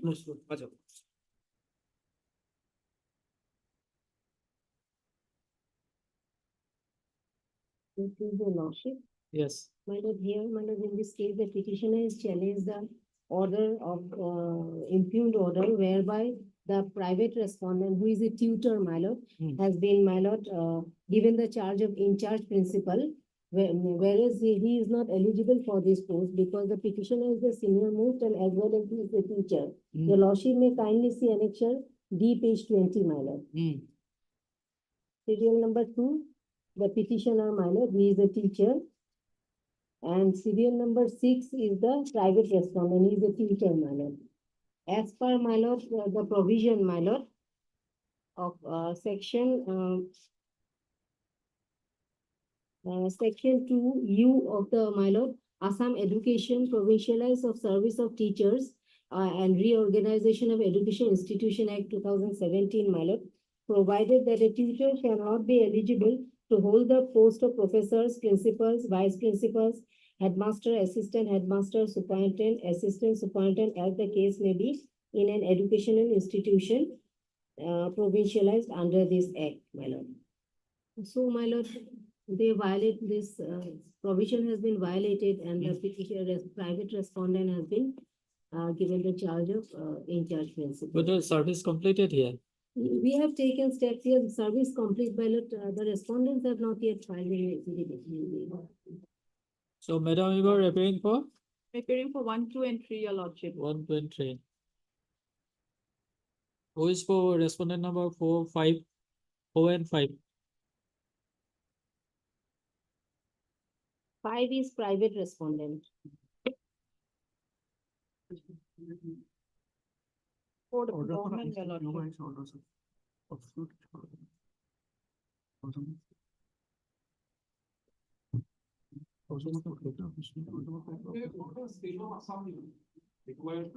Okay. Number 4, I think. We don't have any papers.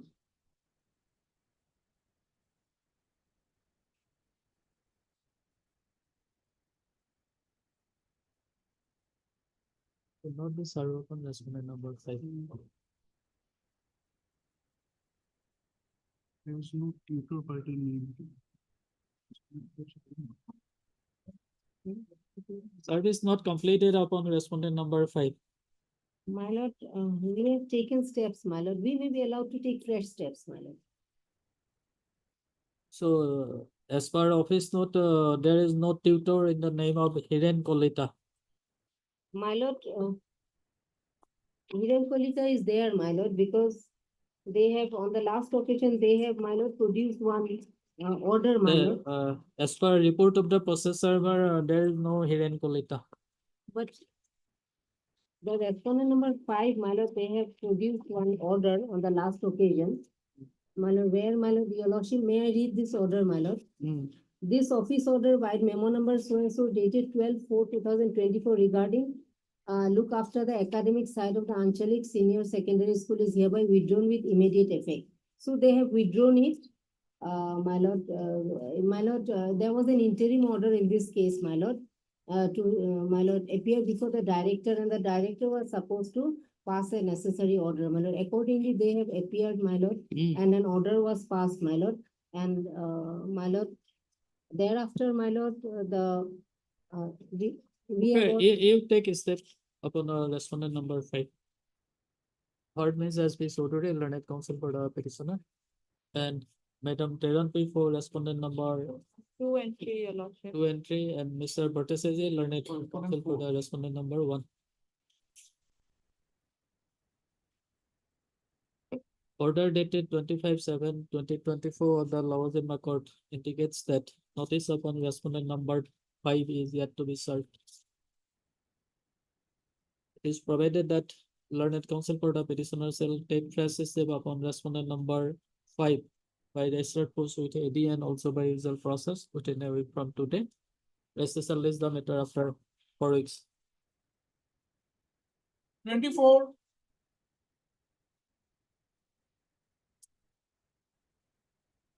May it please your lordship. Yes. Lordship, notices have been issued in the delay condonation application matter. Neither the unserved notice nor AD card has been received back. My lord, but I have my lord, prayer.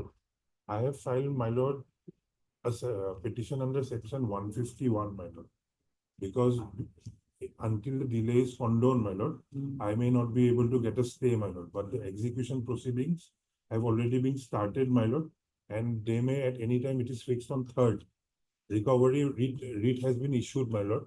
I may be evicted from the suit property and then this proceeding will become infructuous, my lord. My lord, if you file a petition before the executing court that this RSA is pending before this court.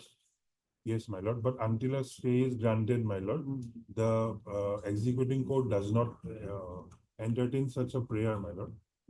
As such, my lord, this is a very, I know this is not the normal procedure, my lord, but I pray for such a indulgence from your lordship because the serial number is, my No, lord. on the other day also you have made such a prayer, but we have not considered it. Yes, my lord.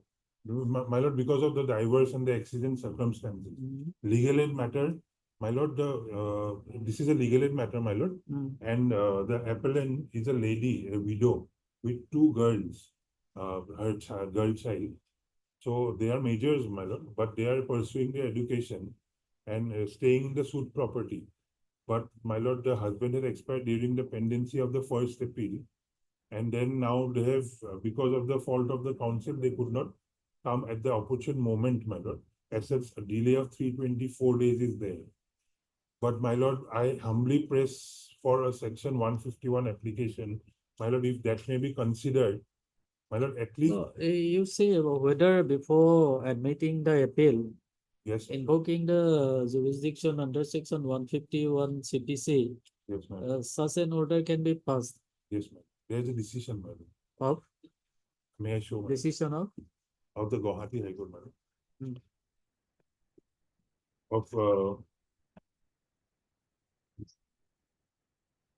Of Justice Jain Sharma.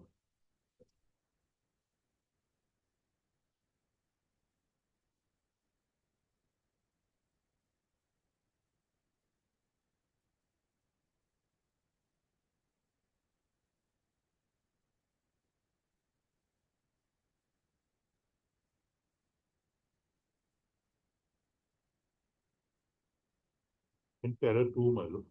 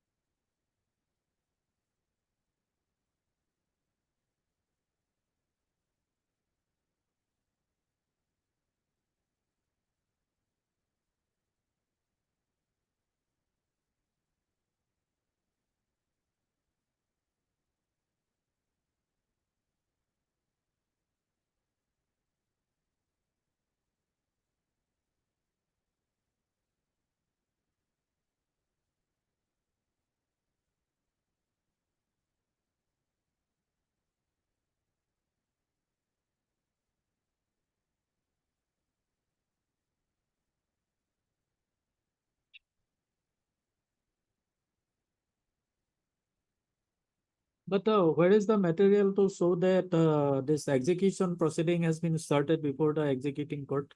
My lord, that has been, order sheet has been annexed in the 151 application, my lord. It is a serial number, my lord, 10256/14. Then the order sheet has been annexed, my lord.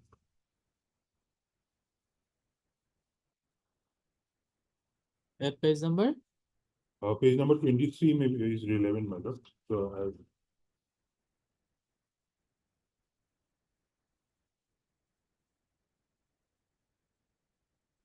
Filing number? 10256. Serial number, filing number.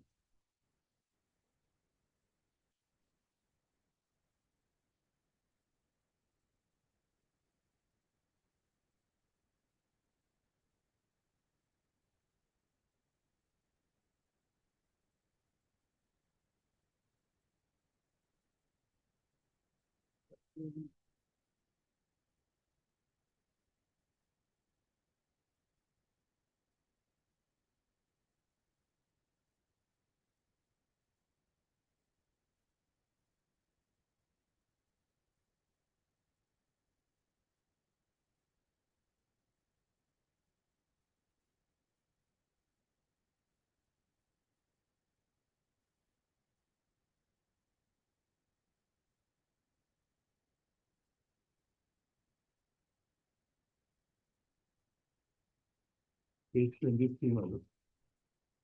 The last order.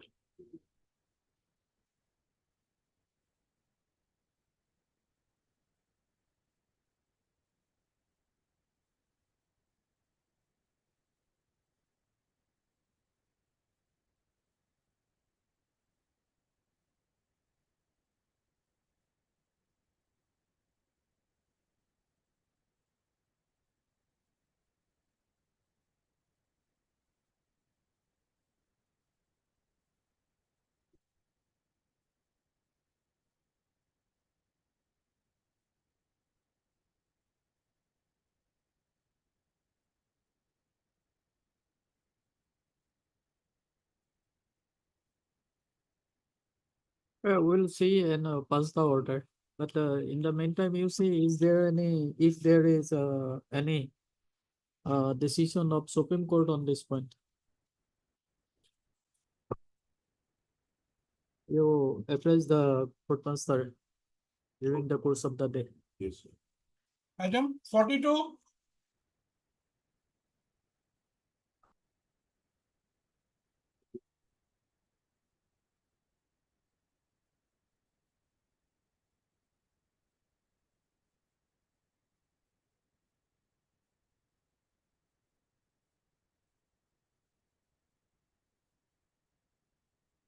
Mr. Laskar, you have taken a step?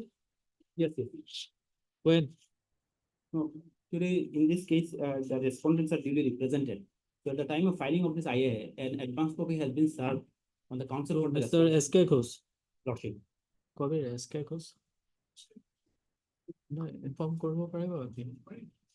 Okay, after some time, then Lordship. For hearing, pardon matter item 25 and 26.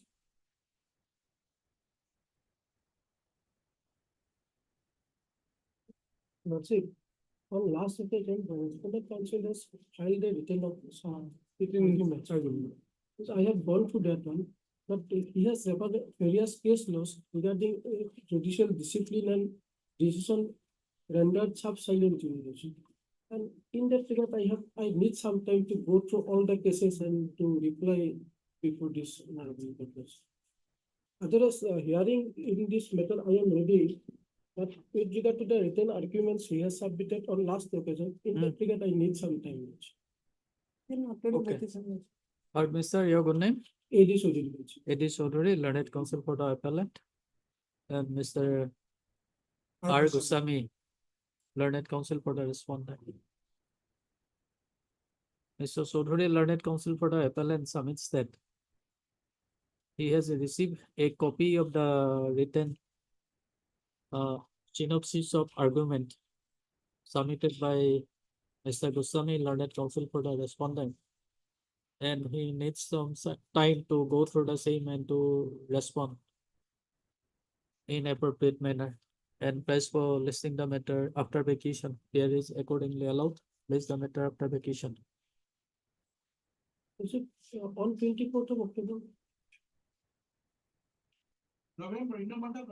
First week of November. Published. 27, order matter.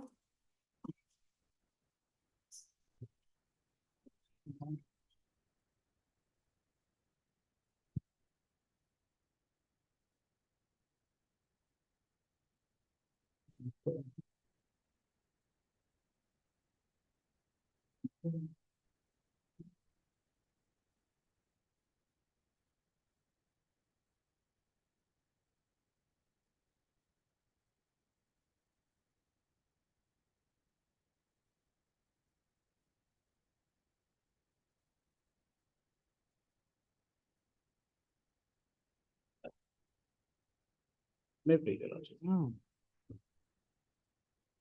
Your Lordship, on the last occasion, I was on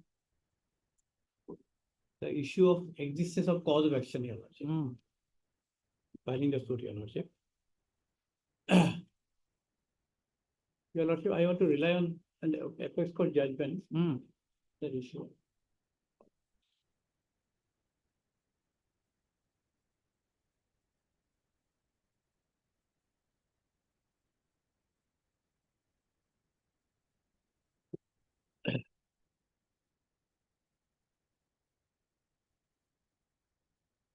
It is, Your Lordship. Yes, on the other day, Yes, Your Lordship. the last case law you have referred to is 2009 4 SSC 193. That I finished. That was dealt with actually. Because Your Lordship, I just refreshed that, that's the problem, 2007.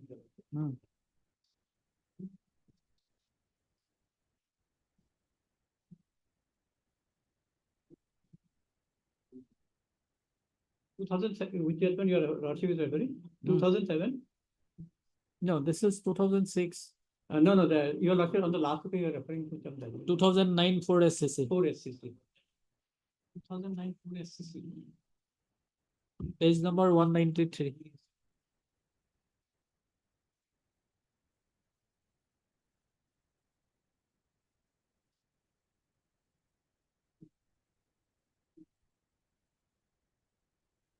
That's right.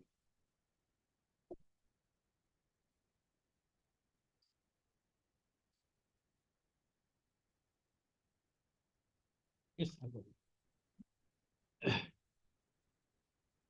Here, Your Lordship, this was on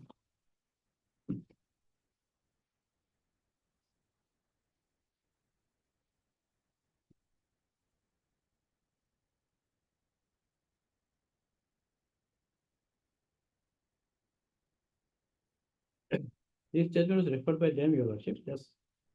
This is a judgment on registration of sale deed, Your Lordship. Yes. Here, Your Lordship, Yes, yes. this 2009 4 SC 193, Your Lordship. Yes. That's right. That was referred by them. Yes, not by me, Your Lordship. So I just deal with the judgment, no problem. Your Lordship, here, if Your Lordship will see, I just read the down below the head note. By a deed, the respondent sold the properties to the appellant for consideration of rupees 40 after appropriation of the sum of rupees 3,000 for discharging amount executed by the appellant's favor. The balance of rupees was to be paid before the register at the time of registration of the deed. Appellant, however, alleged that since the respondent required to purchase a lorry, he has paid a sum of rupees 25,000 and was liable to pay only the balance amount rupees 15,000. Before the register, respondent admitted execution of deed, but refused to make endorsement of the deed as token of admitted execution, containing that they are now paid the remaining consider of rupees 40,000. Registrar recorded no amount was tendered by the appellant to respondent. Appellant instituted suit for declaration of title to the property as well as their possession of the respondent. Here, I was raising this issue that they have filed for suit for declaration of title without possession. They have admitted they are not in possession, Your Lordship. I've shown there are several judgments I've shown where without a declaration, if you file for the, there is judgment of apex court I have given your lordship and of this honorable court also, where declaration of title of a suit, that suit has to be dismissed without possession. It will be a paper decree, your lordship. That issue, they refer to this judgment. That judgment doesn't help them, your lordship. Because I have referred to that Supreme Court judgment and I think another judgment of justice, 1972, just 1972 Supreme Court 2385, your lordship. That judgment I have given, your lordship. Your lordship will see para 4 at that time. And people will be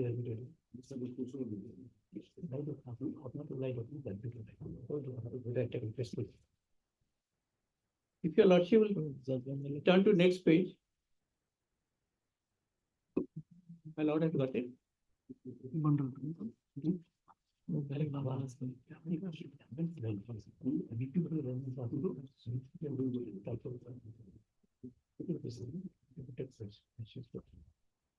My lord has got it. Year 1972 SC 2685. That will be good.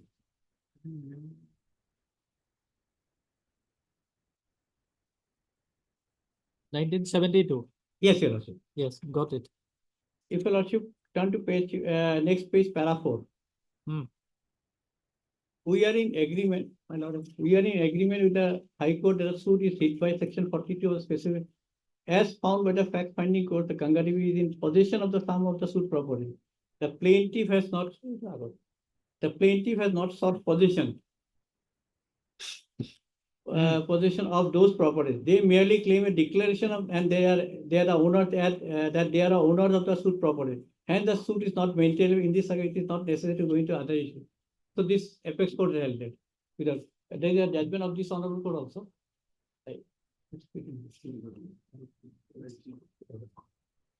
2012 1 GLT 382. Page number? Page number, page 2012 1 GLT 382. And your lordships refer to para 18. I think. Para 18. No, para just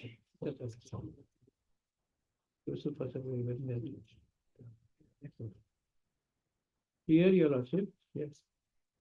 Paragraph number? Just I will.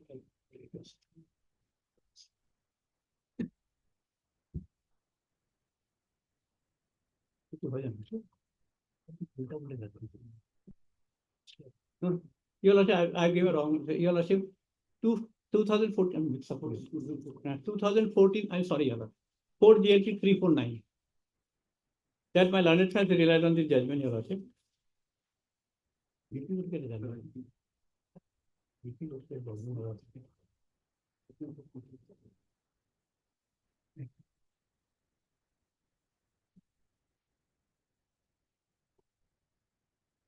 Here, your lordship, my learned has referred to this judgment. If your lordship see para 18 of the judgment.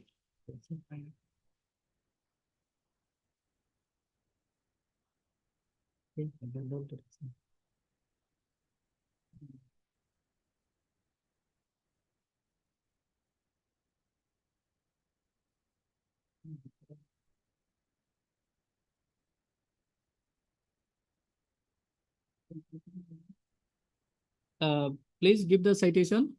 2014 4 GLT. My learned has referred to it. 349.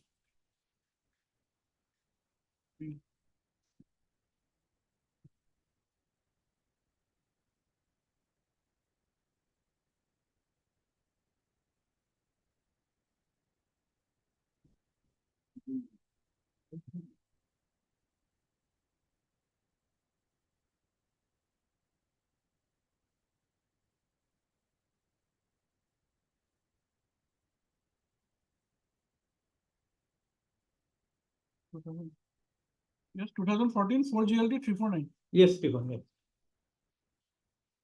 If your lordship turn to page para 18, your lordship. I start from here, your lordship. Your lordship, I start from this thing. slightly ahead. I start because let it be clear. Para 10 I'm taking about. Para 10. Referring to the prayer made in the plain, the learned senior counsel for the appellant has submitted since the plaintiff has claimed declaration of right, title, and interest without praying for consequential relief, that is either confirmation of possession or recovery of funds. These are the consequential relief. Your Honor. Suit of the plaintiff is barred under section 34 of specific relief. Here in this present case, there is no prayer for recovery of possession, nor confirmation of possession is there, Your Lordship. It's bare suit for declaration of title, Your Lordship. This clear. The learned senior counsel submitted though the plaintiff in the plain has claimed that he is in possession of the suit property, it is evident from here also they have not claimed possession. I have shown by his cross also they said possession is with us. They have not claimed possession. They have not stated anywhere in the plain they are in possession of the plaintiff is in possession of the suit property. He is in possession of it is evident from the evidence of defendant witness, more particularly DW2, as well as report of the Amin Commission dated 82 and the evidence of Amin who had been examined as court witness that the plaintiff is not in possession of the entire suit land, but a part of the suit land measuring less than 15, and the suit is of the plaintiff in absence of prayer for confirmation of possession or recovery of possession is not maintainable. Then if your lordship go to next para, Your Lordship, they have referred to all judgment, Your Lordship. Learned senior counsel submit the fact that the land is in possession of the defendant, which is evident from the order of mutation granted by the revenue authority, which has been proved by exhibit job as grant of mutation presupposes the possession of the property, in whose favor the mutation is granted, though it may not confer right, title, and interest. The learned senior counsel in support of submission has placed this judgment, Your Lordship. Then if your next para, Mr. Day, learned senior counsel appearing for the respondent 20, on the other hand, supporting the judgment and decree passed by learned court, has submitted that when the plaintiff is in possession of the suit land, it is not required to pray consequential relief, confirmation of possession, while praying for decree of declaration, right, title, interest, hence the suit of the plaintiff is not hit by section 34 of the Act, Your Lordship. Then next, Your Lordship. Here, para 12, if your lordship will see, para 12, the plaintiff though has claimed declaration of right, title, and interest over the suit property land, no prayer for passing a decree either for confirmation of or recovery of possession has been made. Then next para 13, section 34 specifically provides that any person entitled to any legal character or any right may institute a suit against any person denying interest or to deny his title to such character right, and the court may in such direction made therein a declaration that he is so entitled and the plaintiff need not in such suit ask for further relief. The court, however, shall not make any such declaration where the plaintiff has been so and so. Then if your lordship, let's we go to para 13. If your lordship, section 34 provides that any person entitled to any legal character or any right to right as to any property may institute a suit against any person. Mr. Soduri, these paragraph numbers are not matching. I have taken it from the because I've taken it for the this thing this e-code judgment I've taken. I think in my But they have referred the decision reported in this. If your lordship is not having, I give a copy. 2013 Zero Supreme. I just give a copy to your lordship. Okay. Your lordship, your lordship, this is marked. I just give it. Sorry.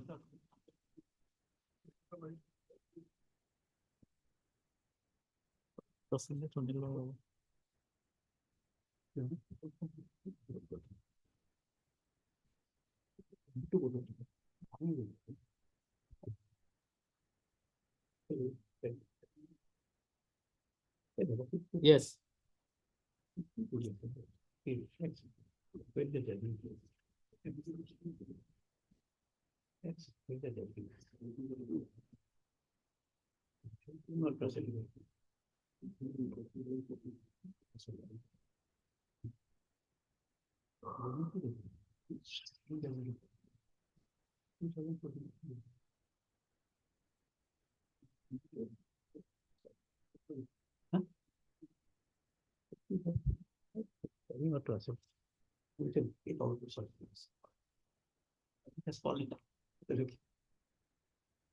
Your lordship has got it.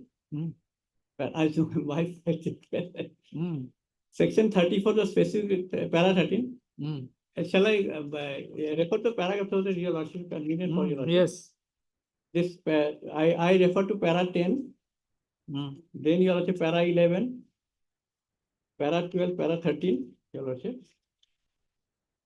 I'm reading para 13. Section 34 of the specific rule provides that any person entitled to any legal character or to any right as to property may institute a suit against any person denying the interest or deny his title of the such character right, and the court may in his discretion made therein a declaration that he is so entitled, and the plaintiff need not in such a ask for further relief. The court, however, shall not make any such declaration where the plaintiff being able to seek further relief than a mere declaration titled omits to it. Hence, the plaintiff, when he claims to be in possession of the suit property, can maintain a suit for declaration of right, title, interest without asking for confirmation of property. He being already in possession. But while doing so, the plaintiff is taking the risk of dismissal of the suit in view of the provision section 34 of that. In the event that on the basis of evidence adduced by the party, it is found that he is not in possession of the suit property, and in that case, he will not be entitled to a declaration of title without claim for further recovery of past possession, your lordship. Then I come to your lordship, para 18, your lordship. If they have it, the apex court in Vinay Kumar has held that if the plaintiff instituted a suit for declaration without praying for consequential relief or confirmation of possession, considering that he is in possession, he is taking the risk of dismissal. It is found that if he is not in possession of the suit property, if the suit is not to be hit by section 34 of the so-and-so act, and because of non-seeking of consequential relief, your lordship. So that means here it says that if you ask for declaration of title without possession, that is consequential relief is recovery of possession or confirmation of possession. If you don't seek that, the suit you run a risk of dismissal of the suit here. Here, admittedly, they have not said they are in possession. They are in the plaint also. They said there is no statement that the plaintiffs are in possession of suit land. Whereas plaintiff number 1 in his cross page 67 to 73, your lordship will see. He has admitted the possession is appellant number 4. Page 67 to 73, if your lordship see across, it will be there. Then your lordship, on this page,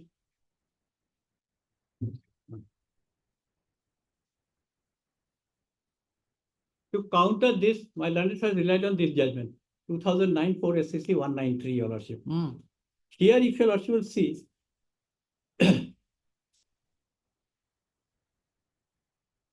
2009 4 SCC 193, that which your lordship referred to. Oh, that last judgment. Yes, sir, last judgment. That's who I started over here.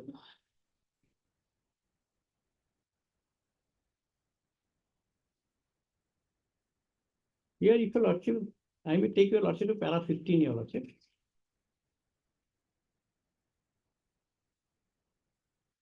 Yes. Lord has got it. Yes. The question posed for our consideration is whether title to the disputed property passed to the appellant when the sale deed dated so and so registered, though admittedly no amount has been paid towards consideration. Sale is different, so we are not present. It is now next para. It is now well settled. Your lordship will see. Then this is regarding sale deed payment of consideration, whether the property has passed or not. That is the issue, your lordship. That's why the judgment is not relevant here, your lordship. The para 19 will see. The answer to this question, whether parties intended to his transfer of ownership should by merely execution registration of deed, or whether the intended transfer the property to take place only after receipt of entry, would depend upon the intention of the such intention is primarily to be gathered and determined from the recital of sale deed. When the result, when the recital is sufficient and the surrounding circumstances and conduct of the parties can be looked into, ascertaining intent subject to limitation of the party evidence. Your lordship, this judgment is according to is not relevant to the present context, your lordship. And your lordship, later on I rely on a judgment over a deed also, your lordship. Now I take your lordship to 6 SCC 207 regarding cause of action, your lordship. This is very important. If your lordship, I may take your lordship. This is a detailed judgment on cause of action, your lordship. Starts from para 9 here, I just read that para. Because here in this case, jurisdiction are 226, the territorial jurisdiction was the issue, but they have detailed the cause of action of 660 also. My lord has got para 9. This the judgment which I have given today, your lordship. 2006, 663, 207. That's why I gave it, your lordship. You got Yes. it? Got it? Yeah. Yes. Para 9, your lordship. Mm. By cause of action, it is meant every fact which, if traversed, it would be necessary for the plaintiff to prove in order to support his right to a judgment of the court. In other words, a bundle of facts which is necessary for the plaintiff to prove the order to succeed the suit. In a generic and wide sense, as in section 20 of CPC, cause of action means every fact which is necessary to establish support of a right to obtain a judgment. They have referred to it is settled law that cause of action consists of bundle of facts which give cause to enforce a legal inquiry. Your Lordship, is very important. For redress in court, because I will deal with that because that's why I am stressing this. In other words, it is a bundle of facts which, taken it as law applicable to them, gives the plaintiff a right to claim against the defendant. It must include the sum of the act defendant. Since the absence of such act is no cause of action is possible. Here in this present, I pause a moment. Here in this case, the cause of action is not permitting to collect rent as a cause of action. So this cause of action cannot go for declaration of title, Your Lordship. I will come to later on, Your Lordship. Then it is it is, Your Lordship, possibly other. The para 12, Your Lordship. The expression cause of action has acquired a judicially settled meaning. In a restricted sense, cause of action means a circumstance forming infraction of the right. You see, or immediate occasion for a reaction. In wider sense, it means the necessary condition for the maintenance of the suit, including that of only infraction of, but also the infraction coupled with the right itself. This is very important also. Compendious had noted about the expression means every fact which should necessarily be necessary for plaintiff to prove if traversed in order to support his right to the judgment of the court. Every fact which is necessary to be proved as distinguished from every piece of evidence which is necessary to prove each fact comprises of cause of action. The expression cause of action has sometimes been employed to convey the restricted idea of the facts or circumstances which constitute either the infringement or the basis of a right and no more. This is very important. Every cause of action has to accrue to give a right to for a particular decree or relief claim. Not that you give one cause of action, you take several which are not correct. Mr. Chaudhary, this proposition of law in respect of cause of action is well settled. Yes, Your Lordship. Now, what is your contention here? Here, Your Lordship. Now, Your Lordship, because my Lordship, cause of action, if Your Lordship will see the para in plain, Your Lordship, which my Lordship, para 45, page 45 is the plain, Your Lordship. Page 45 of the.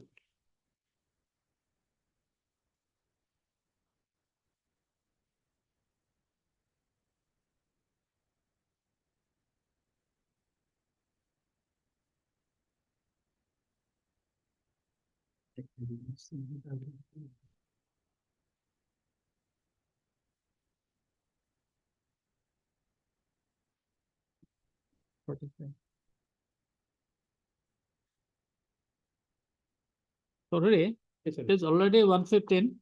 Let us resume at 2 o'clock. Yes.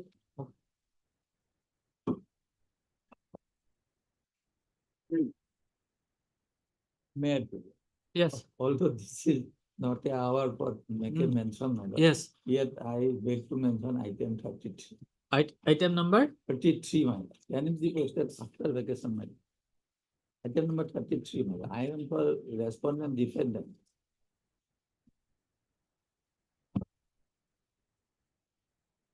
Chief still and item number 33. Okay.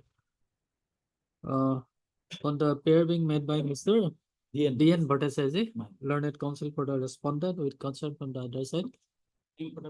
Appellant plaintiff, my lord. Recessal is the matter after vacation. My May I make similar prayer to item 35, my lord? Okay, May I pray for a death, my lord, after vacation, my lord, fixed death, my lord. Deeply obliged, my lord. you are for? I am for the appeal, my lord, consent taken up. Okay, okay. Deeply obliged, my lord. Item number 38, upgraded matter for personal. Learned counsel for the petitioner and Mr. Sharma, learned standing counsel for the respondent number. 1, 2, 3, 4, 5. 1, 2, 3, 4, and 5. Mr. Sharma, learned counsel for the respondent number so has produced an order dated 19th August 2024 in respect of the departmental proceeding drawn up against the present petitioner.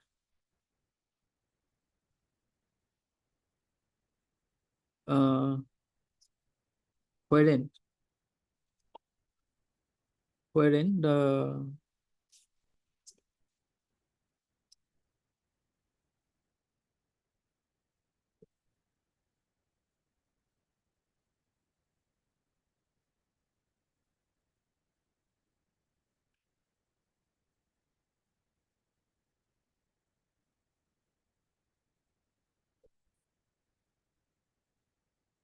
wherein inquiry report has been submitted by the District Elementary Education Officer Hailakandi, and it has been found that the allegation level against the delinquent teacher, that is the present petitioner, stands proved.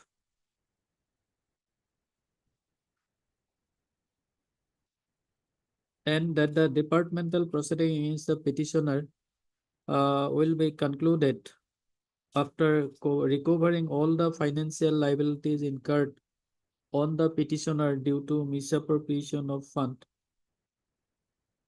Ms. Chaudhary, in view of the aforementioned order, submits that the writ petition may be closed and the petitioner will challenge the order dated 19th August 2024 by filing a separate writ petition. In view of the submission of Ms. Chaudhary and also Mr. Sharma, learned counsel for the respondents, this writ petition stands closed, granting liberty to the petitioner to approach this court again by filing appropriate petition. Okay. Pending item 42.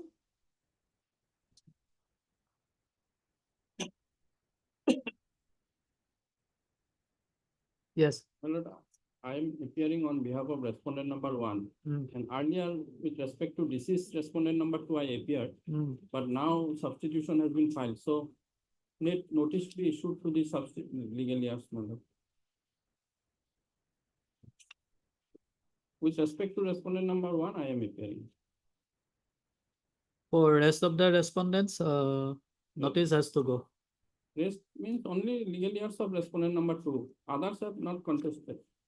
Achha. In the present proceeding. Heard Mr. M.S. Laskar, learned counsel for the applicant, and Mr. S.K. Ghosh, learned counsel for the respondent number 1.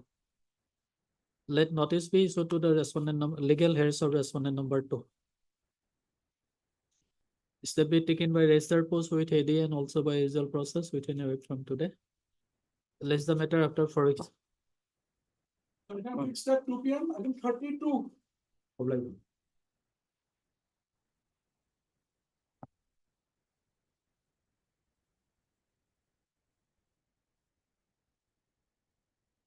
Yes, Mr. Lordship. Yes. Since matrimonial appeal, my lord, again for my lord, for enhancement of the permanent alimony. We are agreed by the award of permanent alimony, only 4,000 rupees per month. Cannot be conferred. Gentlemen, paper degree, your lordship. Then another issue.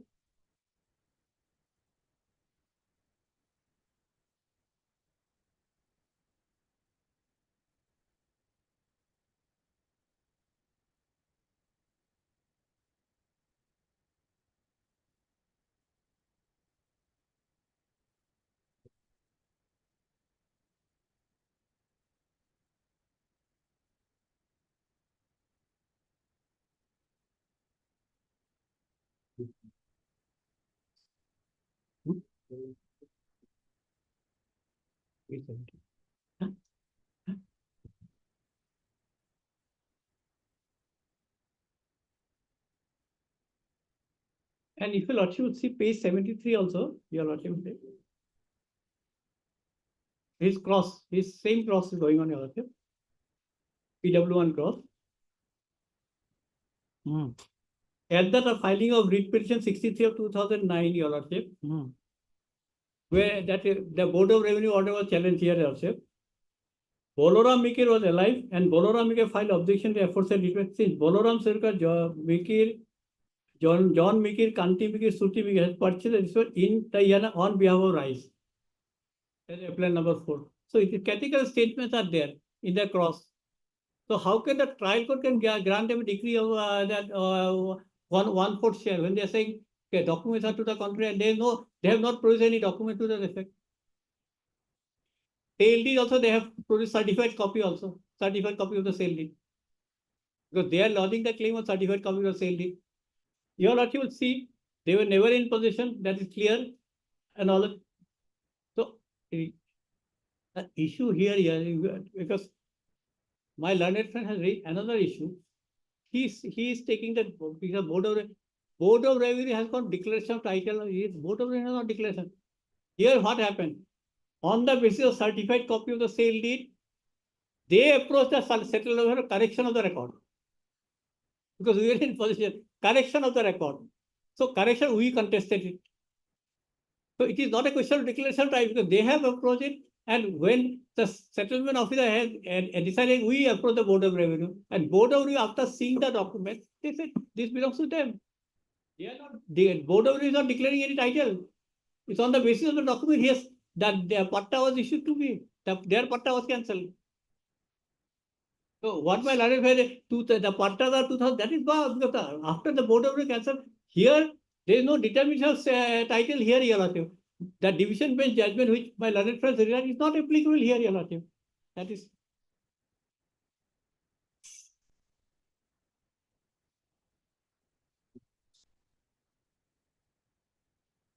That my learned friend has given 1990, I think. 1 GLJ, page 304, your lordship. Division bench judgment. That is there. My learned friend has given that comparison. Judgment. 1990, volume 1 GLJ 304. This is my learned friend given Hariram Das versus Jadhav Chandra Dekha. It is there in the judgment supplied by my learned friend.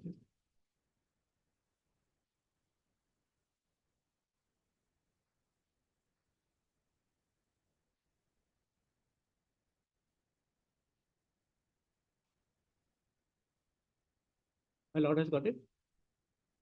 No, judgment plus judgment to silver. Division with the judgment.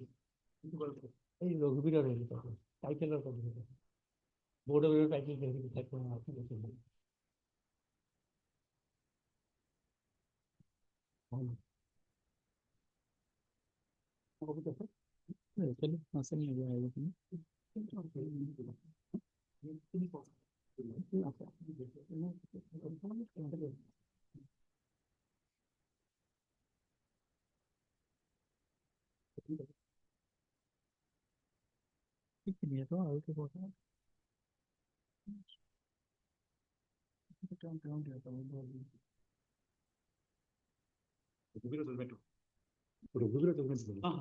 This is Lothe 1991 GLJ 304.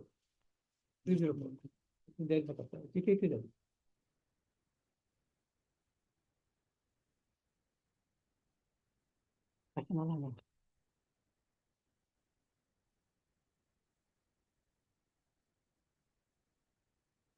They have I learned In my compilation also will take. Swami, kindly show it in the. I just asked you. You.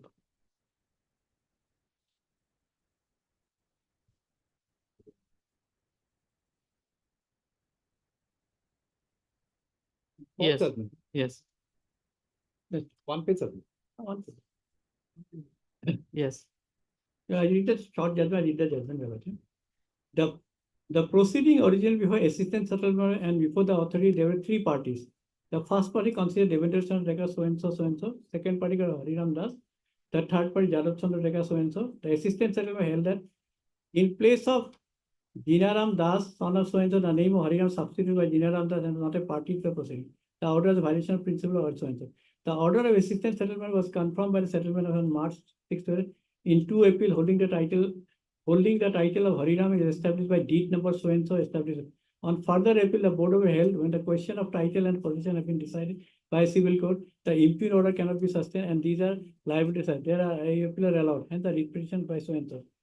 It is rather unfortunate that this proceeding, their attention was paid whether the affected persons were made parties or not. This time, we see the order of assistance in the name of Jinaram Das on every record is deleted without denying a party in the proceeding. Now, what is termed as the first party member of the party is not before the board of that is as proper and necessary to no attention focus on that. The more substantial question that arises from considering the writ petition is what is relevant in a proceeding as section 41 of Revenue Regulation. The revenue authorities do not have the power to decide question of title obvious from the rendering of section 41 of that is section 41 is for recording correction of right. There's nothing more that we are there. There's no question. We are not claiming title on the basis of that. 41 is section.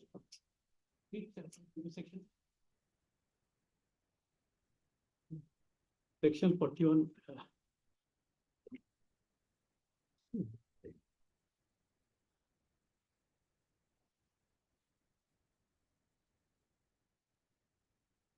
Section 41, I just read it. Entries in the record and their effect. Entries in the record made under section 40 shall be found on the basis of actual possession, Your Lordship. And all disputes regarding such entries, whether taken by settlement on his own motion or unapplicable by the concern, shall be investigated and decided by on the basis of all persons not in possession but claiming rights to be sold and reverted property. Every entry recorded made in the section shall be so and so. 40 gives us, Your Lordship, section 40 records of right. So, Your Lordship, it is very clear. I am not claiming any. I said the document. I said they went before that with the document. Now they are putting they are saying that, oh, you have gone for declaration. It's not declaration of title. What I say that I got the record of right corrected. That's all. It's in my name and he has filed it on this thing. So this judgment is not attracted here at all, Your Lordship.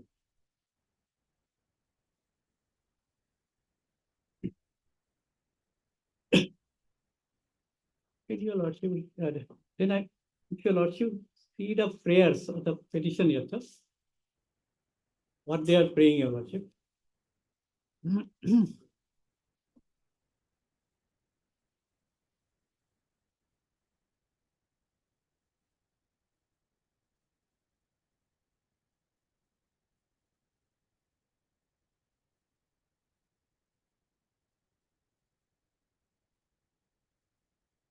So you were referring to plain.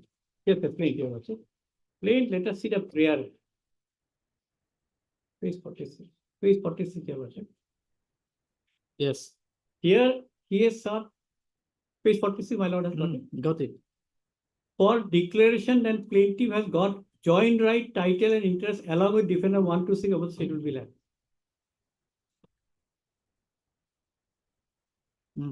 I have already pointed out the sale deed is concerning schedule A land only. Sale deed is concerning schedule A land, not schedule B land. Schedule A land is the part and there are no relief is claiming against schedule A land, Your Lordship. Then he said further declaration that plaintiffs have got the right to collect the rent, traders and so, Your Lordship, 75,000. They have admitted they had no evidence is there. And for a decree in favor of the plaintiff for relation so and so. So here basically what he has made of the case is collection of rent, which he could fail to prove also. Collection rent, he has to be owner, possession is there. Possession is not there admittedly. Title is not there admittedly. There 4 persons are there who are their precedent interest. So they are now no more alive. They it's in their name. So they cannot claim as a legal heir in that. So it is a, your lordship, they are purchased on behalf of the right of company, your lordship. So now the prayer is very clear, your lordship.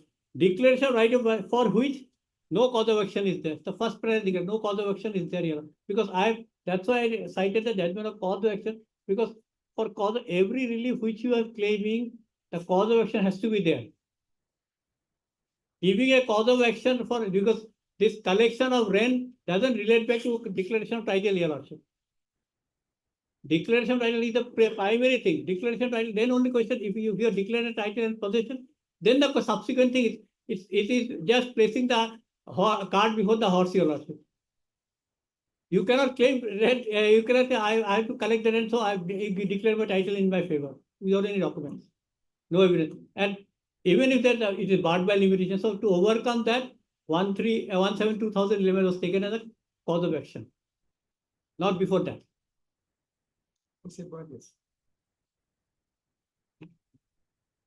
So that's the issue, your lordship. Now, referring to your lordship, that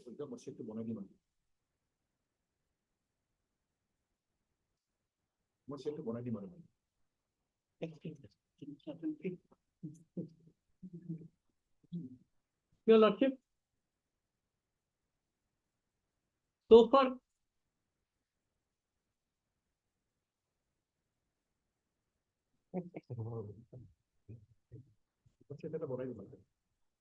so far your lordship, the construction of deed is concerned, your lordship.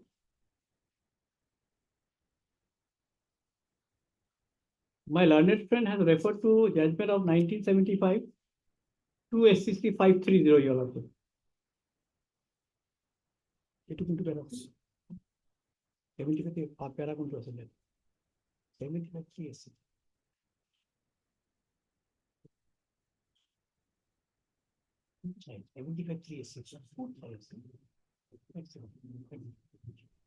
Your lordship.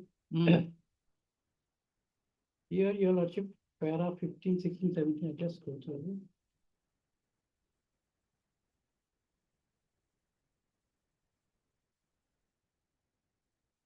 Para 15, you should also say. Yes. It is a judgment on the specific relief act, your lordship. It's my judgment is like section 32 scope. The result is that para 15 is that section 42 merely gives a statutory indication of well-recognized type of declaring relief subject to a limitation, but it cannot be deemed to exhaust every kind of declaring relief as to the circumstance jurisdiction of the court to give a right in appropriate case falling outside section 42. Here it's very clear, your lordship. It is saying declaratory relief is subject to limitation. That judgment which I have referred, your lordship, that is covered by it. Then we think that a circumstance in declaratory decree under section 40 should be awarded is a matter of discretion depending on the facts of each case. No doubt a complete stranger whose interest is not affected by another legal character or who has no interest in another property could not get a declaration section 42 specific relief with reference to the legal character of the property involved. Such, however, is not the case before us.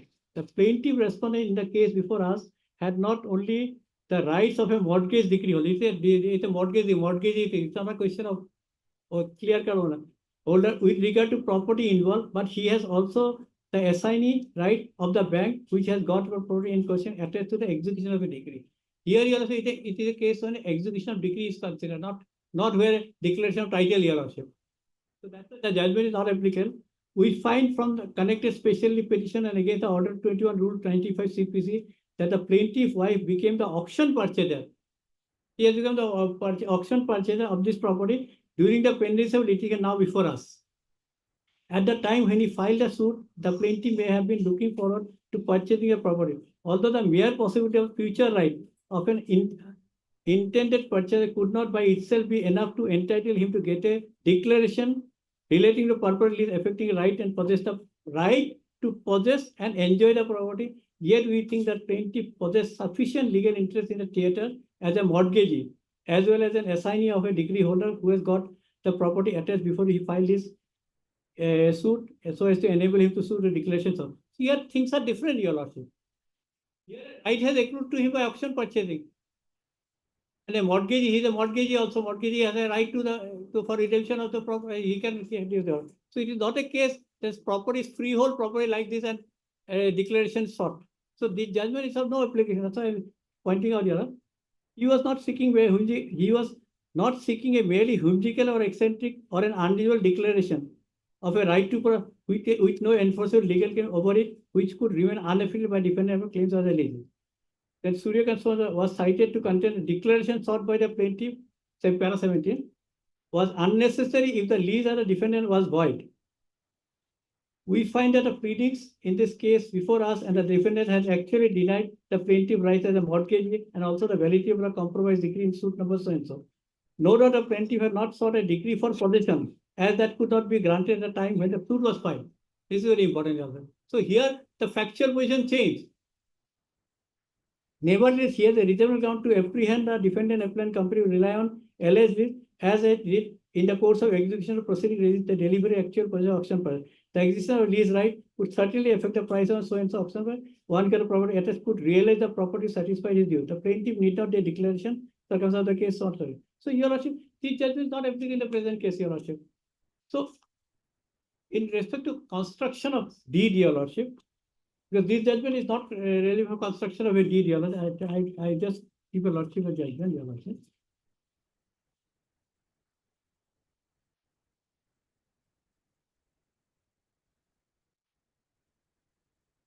Your Lordship, it is 2024.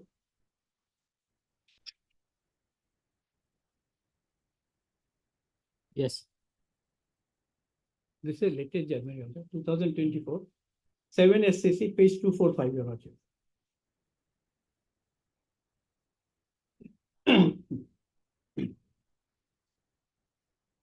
I'm going to place it on B, Your Lordship.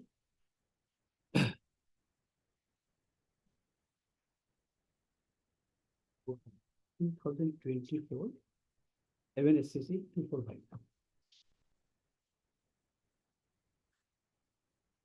Here, Your Lordship.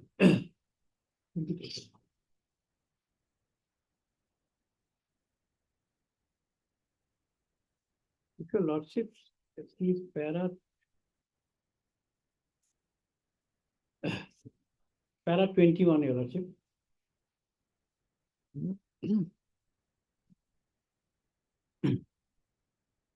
Because I am placing the judgments to interpret sale deed. Sale deed because of that. Para 20, my Lord has got it. It is a well-settled principle of interpretation that in the interpretation of a deed, the question is not what the parties to the deed may have intended to do by entering into that deed, but what is the meaning of the words used in the deed. The court can understand the true intent of the deed only by the words used in the deed. It does not matter whether the parties in their state of mind thought what the terms meant. They may have meant different things, but still the terms of language used to deed should bind them. It is for this court to interpret such terms and language used in the deed. So the court will interpret, Your Lordship. In Ram Gopal so and so, it is held that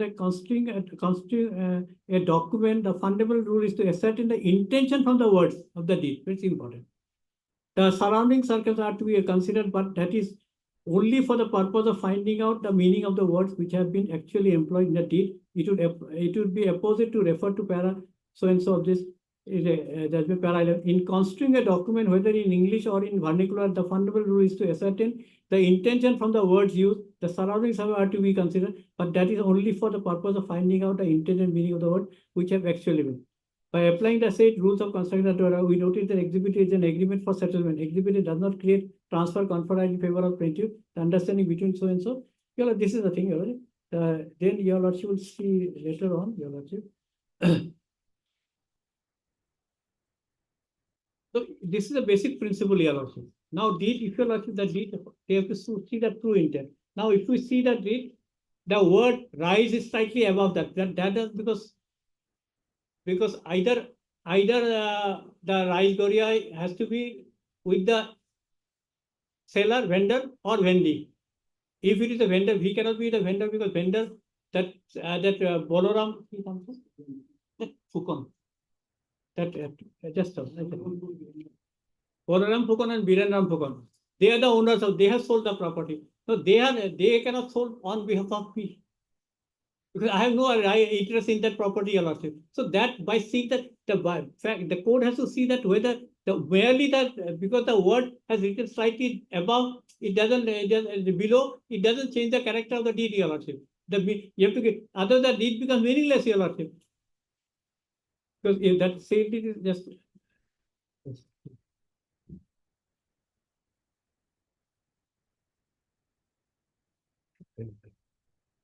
Yes, show the sale deed. Even okay, page 200. Huh? Oh, sorry, 188, no? 188. So Lordship, turn to page 188, Your Lordship, the sale deed is there.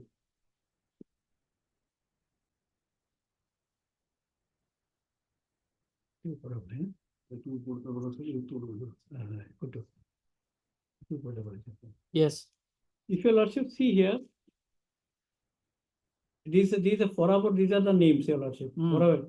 And Raija Goria Dorifa Likhito, it should be above, Your Lordship. Because it cannot be, he cannot be on behalf of Birendra Phukon and they cannot file sale on Birendra. He has no interest, he is purchasing the property. It's not the case that the property belongs to me and Birendra Phukon has sold the property to on my behalf to them. It is not the case also.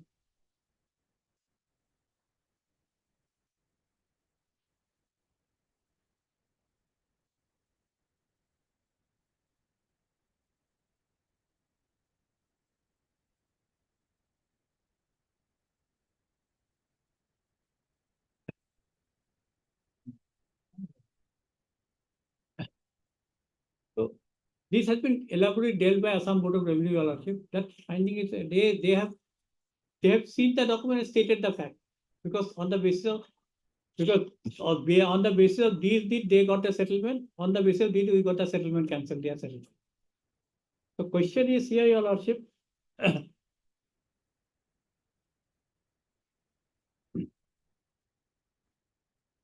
So it cannot come as a consequential relief, as my learned friend is saying. Consequential relief is what? Your main relief has to flow from there. Here,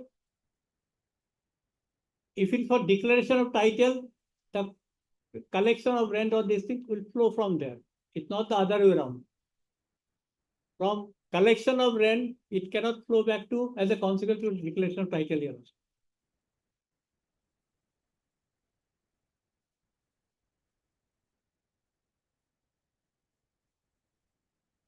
And my learned friend has taken a plea of joint possession. There is no question of joint possession of property. Yes, his evidence is saying not nowhere in the they are in joint possession. They are claiming joint possession on behalf, and these people have denied that we are not in joint possession with anyone, it belongs to someone else. So in that situation, the joint possession cannot be taken because there is no evidence has been laid that they are in joint possession. No document, no position that they are in joint possession. Then Your Lordship,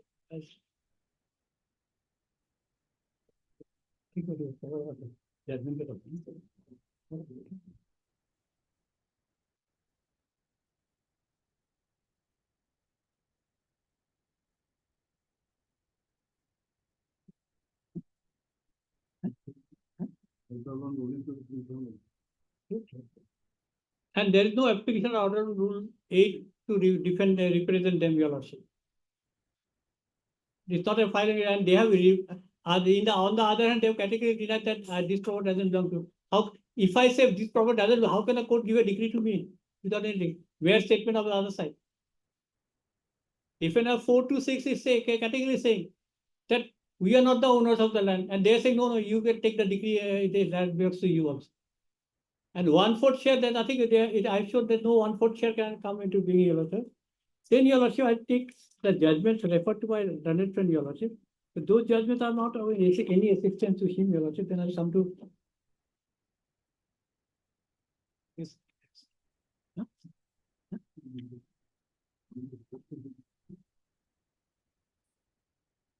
Your Lordship, 2022. one SCC page 115, it was led by. Because it is the compilation of the my direct from your lordship. One SCC 115. 115, 2008 alaka compilation to us.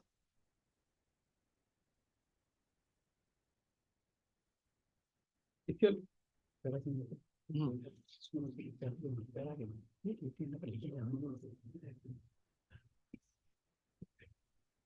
here, your lordship, if you see, the relief can only be given on the basis of pleadings alone, not otherwise. Pleadings has to be there and it is supported by evidence also. Fair statement of the facts that doesn't give them a right to your lordship. This was related.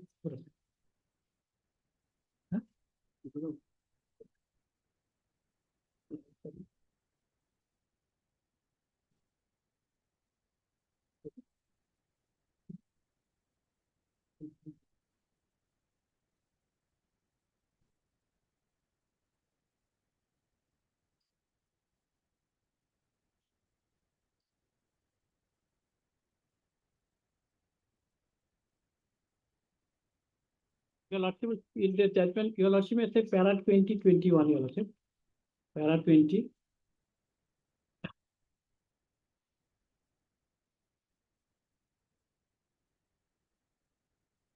Yes. Order 6, court of my order got it. I have the paragraph of same. This judgment of Yes. Apex Court 2000. V. Pavakara Huh. versus Basabraj. Yes, your lordship. Yes. Paragraph number 20, order 6.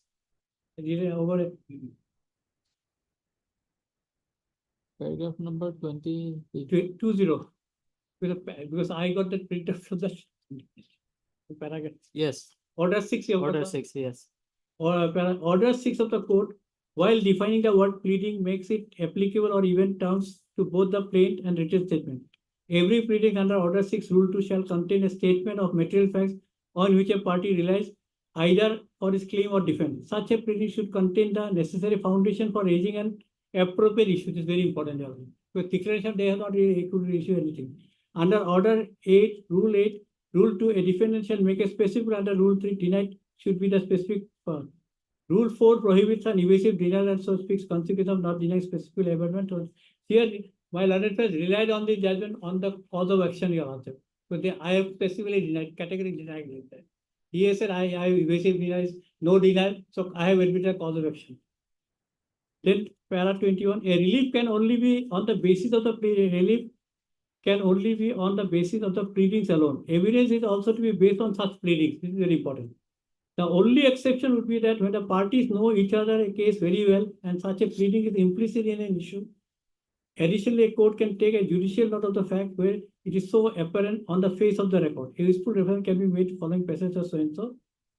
The relevant principle, judgment they have referred to, the relevant principle related to circumstance in which the deficiency in or absence of pleading could be ignored was stated by a constitutional bench so and so. If a plea which is not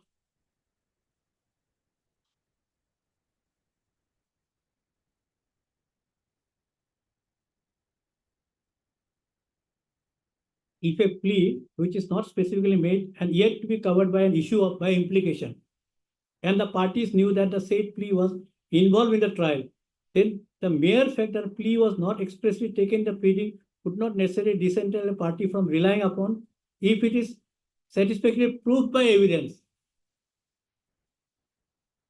They may take a plea, but their supporting material has to be here. There's nothing there. Possession, there's category said possession that they are silent on possession. Title also they are silent. The general rule, no doubt, is that a relief should be founded on the pleadings made by the parties. But where the substantial matter relating to title of both the parties in the suit are touched, though indirectly or even obscurely in the issues, and evidence has been led about them. There has to be evidence has been led. Then the argument that a particular matter was not expressly taken in the pleadings would be purely formal and technical and cannot be succeeded in every case.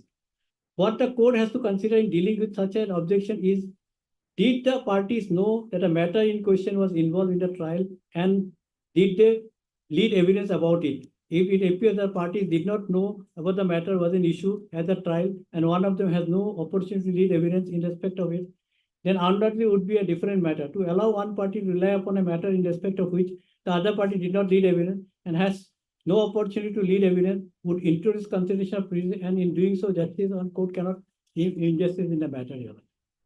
Then proceeding further, Your Honor, it is a fundamental that in a civil suit right to be granted can be only with reference to the prayers made in the pleadings. That apart from the suit, civil suit grants relief and sacrifice by various factors like court fee limitation, these are important, parties and also ground barring reliefs like res judicata, estoppel, acquisition, non-general cause of action, etc., which requires pleadings and proof. Very important. Therefore, it would be hazardous to hold that in a civil suit, wherever whatever be relief that is prayed, the court can, on examination of fact, grant any relief as it thinks fit. In a suit for recovery of rupees of 1 lakh, the court cannot grant a decree for rupees of 10 lakhs. In a suit for recovery of possession of property, a court cannot grant possession of a property B. In a suit praying for permanent injunction, court cannot grant a relief of declaration or possession. Thus, jurisdiction of grant relief in a civil suit necessarily depend on pleadings, prayer, the court fees. So, Your Lordship, this is very clear, Your Lordship. Here, what has happened, Your Lordship, that because this judgment was relied by my learned friend, but it has gone against him. Then, Your Lordship, I just.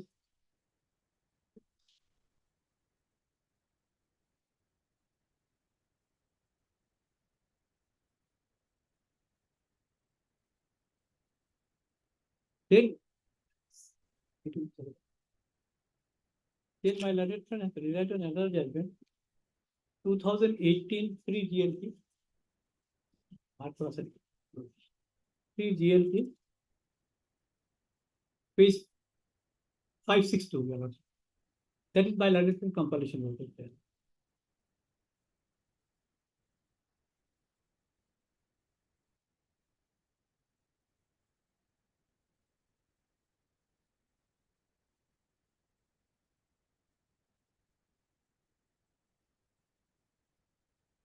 My Lord has got it. Yes. Your Lordship, this is a case. I said, 2018 GLT. 2018 3 GLT 562. My Lord has given that company. 4 GLT. 562. Justice A.K. Kusum judgment.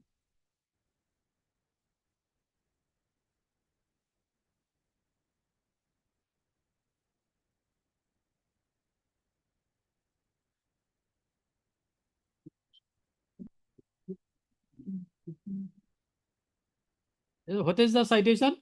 2018. No, it is 2015 5 GLT 45. Vasandas versus Subhashan Sharma. Vasandas versus Vasandas versus Subhashan Sharma.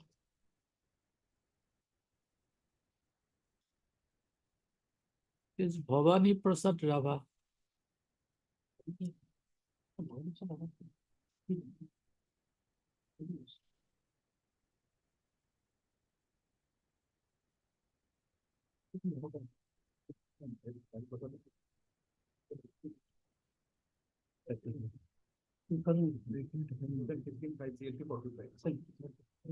Mr. Goswami, can you please give us the list of judgments? I will give a set, compilation set. No, that's all right. The points which we have argued. Judgment along with the points we have argued, I will make an endorsement in the. You have submitted to the court? Not yet. Submit. You will submit. Okay. Because it otherwise it will be a never-ending process. If I start submitting all these documents again and again, it will be a never-ending process.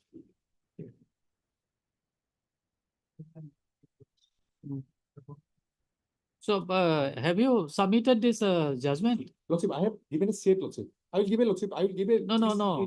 Whether that judgment he has relied upon. I have given 2015 5 GLT page 45. Yes. That judgment happened. Yes. 2018 I have not given the judgment. I'm just.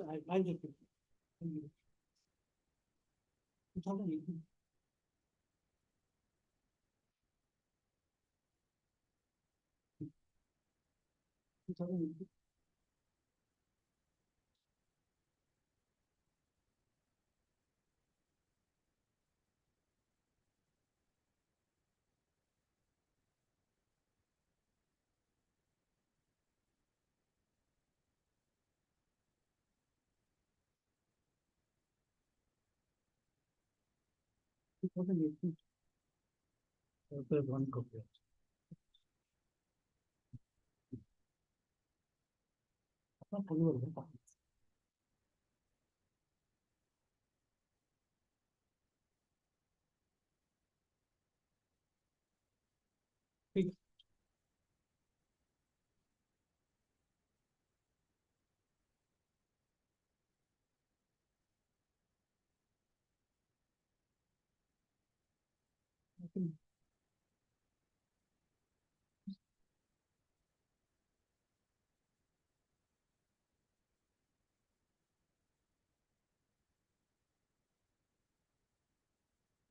I think.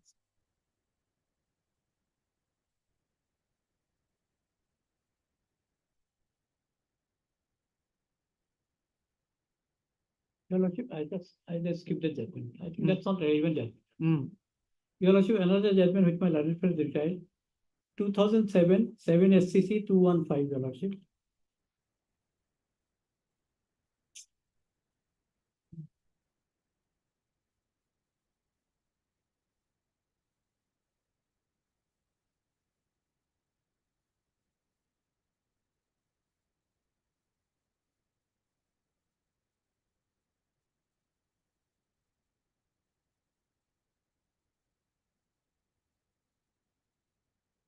Projects?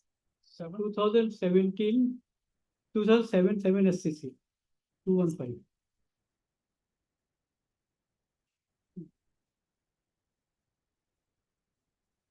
Yes. My Lord has got it.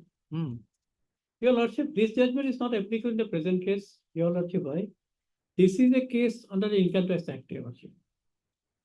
And it deals with doctrine of merger, Your Lordship. Commission of Income Tax versus Algar Finance, Your Lordship. This my Lordship has relied on this. This is a judgment on doctrine of merger, Your Lordship. How the doctrine of in case of payment of income tax assessment, Your Lordship. And section on that is the judgment, Your Lordship. So it has no direct bearing on the present case, Your Lordship. Because what my learned friend wanted to show, I guess. 2007 thing.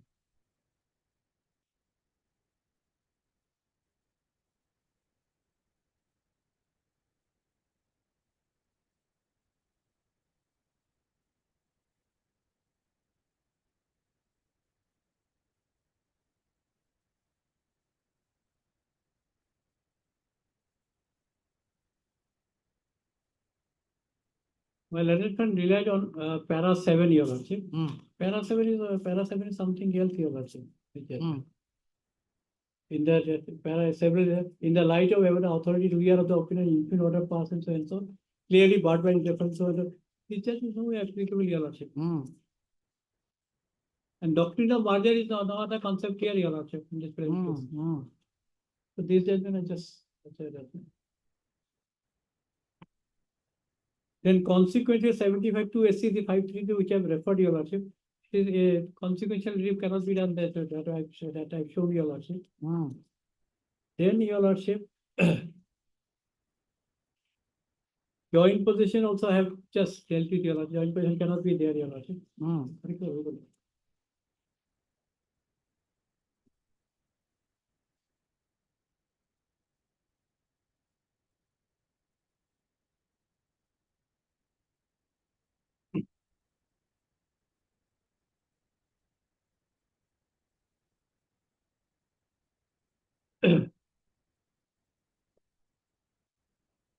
So, your part is over, Mr. Soreri?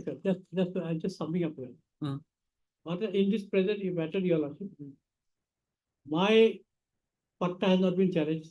They are saying that after the judgment of the, but even if after the Board of Revenue judgment, subsequent event has come. So there he is lying. he was required to challenge that thing. And Board of Revenue judgment has not been set aside to your lordship. Not been set aside in the sense, because the document, if your lordship see both the thing together. How that declaration of title was given by the trial court, your lordship, without any document. No documents are there. The sale deed doesn't show that the owner, and even if they assume what are even if their names are there, they came for claim of title in 2013, where the sale deed of 1957. Their evidence are there to show that they were in knowledge of the sale deed. Then why did they delay till that time, 2011, to challenge 2030 to challenge the deed? Just for taking limitation, they said that 2011 this thing. And your lordship, I have shown by CPC provision, you cannot grant a decree on behalf of plaintiff as well as defendant 126. I've shown the bar, specific bar is there. My learned friend said that he'll give some apex court judgment to your lordship that it is permissible, but no judgment was produced. Because CPC provision is absolutely clear. Defendant, plaintiff will rest on the case, defendant will rest on the case. When I am saying the property doesn't belong to you, court cannot say you also say you are also. I'm saying I'm not the owner of the property as a defendant. On the oath, everything. And you say court said no, you are also the owner of the property. The plaintiff also says you are the owner of the property. It's not permissible under law, your lordship. And question is a case where possession is admitted, possession was not there. They have admitted, I've shown it, and declaration of title per se cannot be done because Supreme Court judgment, two High Court judgment I've given your lordship. That cannot be done. And one more judgment was there. I just kept it here. I don't know.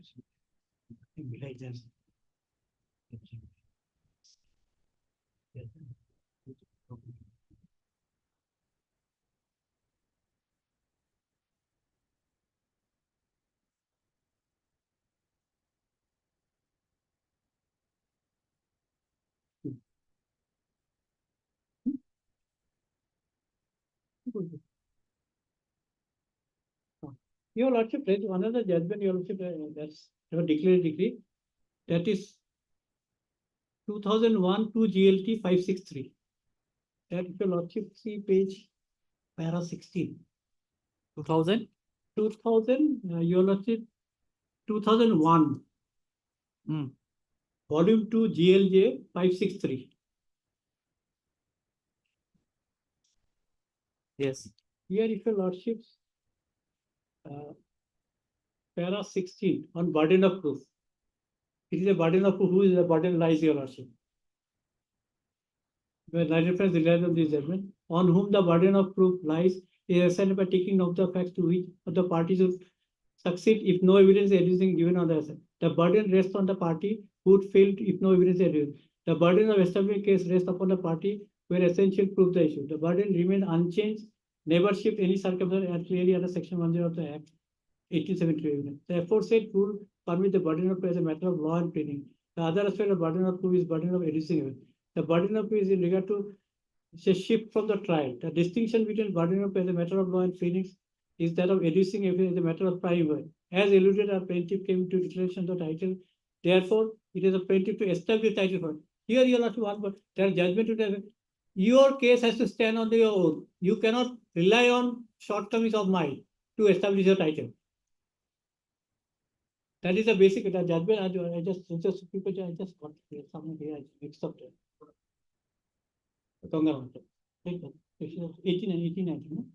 18 and support, 89 is there. 89. 89.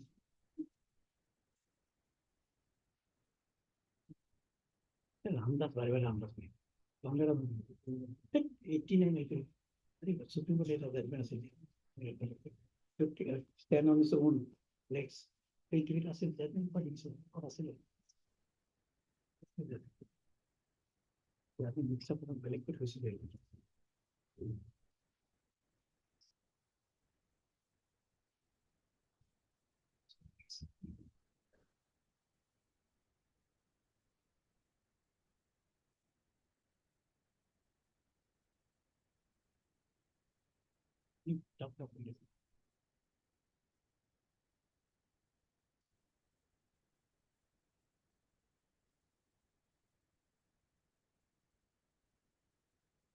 So your lordship, Hmm. here, your lordship, three issues has been not been answered by my learned friends. One, as to how a decree can be given on behalf of different plaintiff and defendant 1 to 6. And the contradictory prayer is injunction against the defendants of the prayer. If your lordship's a prayer, they're contradictory also. So declaration of title without possession is a paper decree and cannot be, it should be liable to be dismissed on that ground. Your Lordship. And as such, your lordship, the present case suit is not maintainable. Your lordship allow the appeal, your lordship. That's, I'm deeply appreciative. I'll give the judgment as a judgment. I just. So you give the synopsis of your argument also. I'll do that. I'll do. Along with this list of Yeah. case laws you have relied upon. Yes, definitely. Yes, Mr. Goswami, anything remain? Lordship, I have nothing to say, only say, Lordship, sale deed, they have said, Lordship, the sale deed was not proved. Sale deed is not under dispute, sale deed has been executed by both the parties, and sale deed has been executed by the seller, that has been not under dispute. That is one thing. Sale deed is not disputed by anyone, that is a sale deed.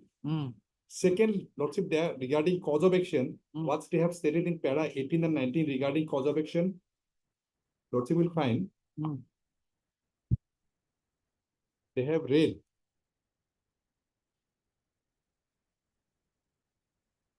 para 21 and 22 regarding cause of action, how cause of action arose. Plaintiff are being getting single forthcoming the collection of rent schedule B with effect from 1/7/2011, page 44. And reply has been given at page 144, para 13.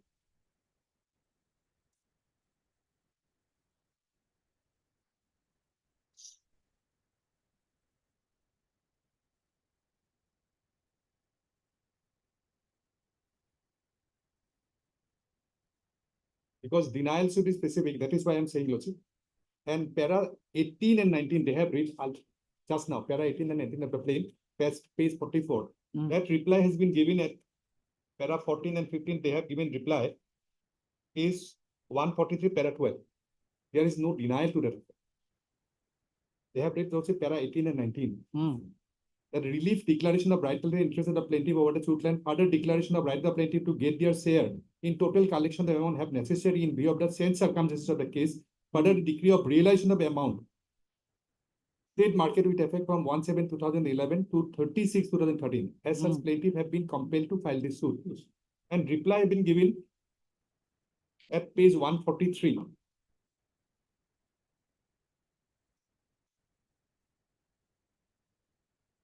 At para 12, page 143. There is no denial to the appeal. Because Lordship is aware, denial should be specific.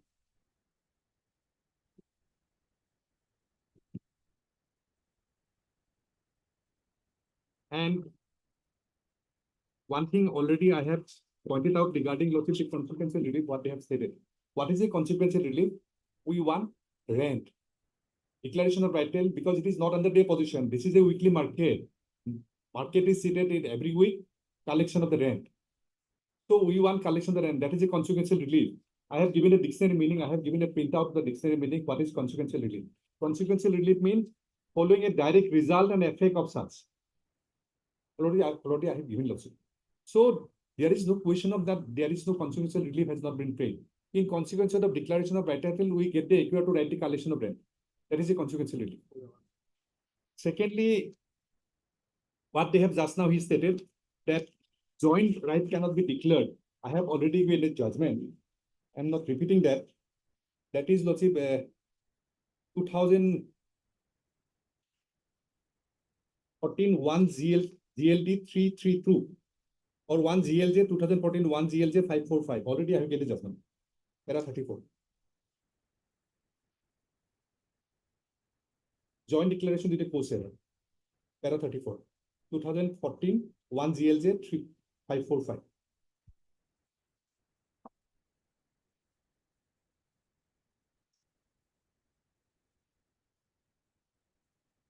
And repeatedly they have shown one document that before the board of revenue, after board of revenue, they got the patta. And Honorable High Court already passed an order that all the order pass will be subject to the civil suit.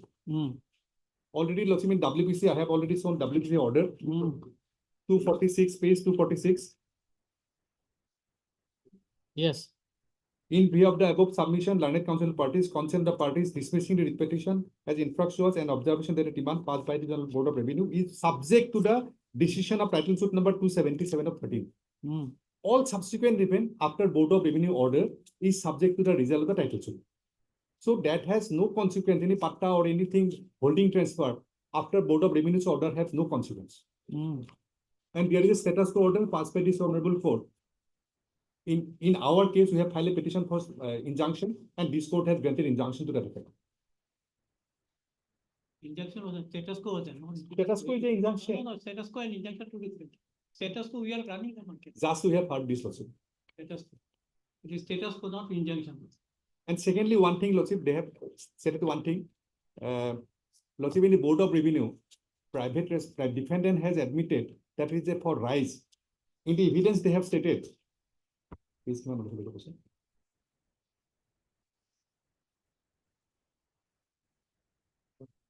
Huh? 125, no? 124, page 124 of the evidence of the DW.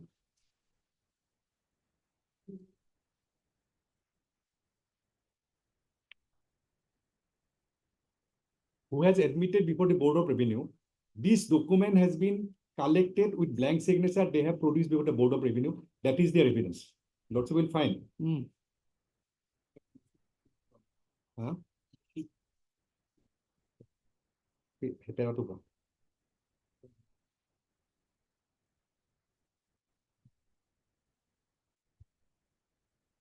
Well, he's not our witness. It is wrongly, I was telling that wrongly DW was made. He is not our witness. So I'm not disturbing him. No, you are not That- saying. He was Say the the correct defendant. fact, no? He was the defendant. He has filed DW. So we have nothing to say. He was the DW and he has admitted in the defense witness that at page 126, it is further submitted that general people of the area cannot claim their right over the suit land and no name has been mutated as Raj Gaurav in respect of disputed land. Title and position of suit land has not at all been decided and mere observation made by the Board of Revenue. GRA does not confer any absolute title over the suit land in the name of Raj Gaurav, which is alleged to have been represented by Therapeutic Gaon Undayan Samiti, who have no locus to represent the suit on behalf of the Rise. And already I have shown also the society registration which has been registered after 19, that is society registration has been annexed by them. That is page 223 on 2008. Land has been purchased in 1957. This society has been registered in 2008. Without having any capacity to purchase a land, they allege that land has been purchased in 1956 by the society.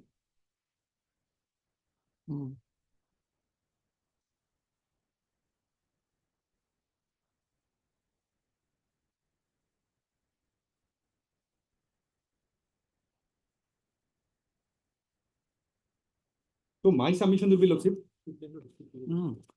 one thing they have said, Lordship, in the prayer we have stated, decree on, Lordship, prayer portion again. Page 46.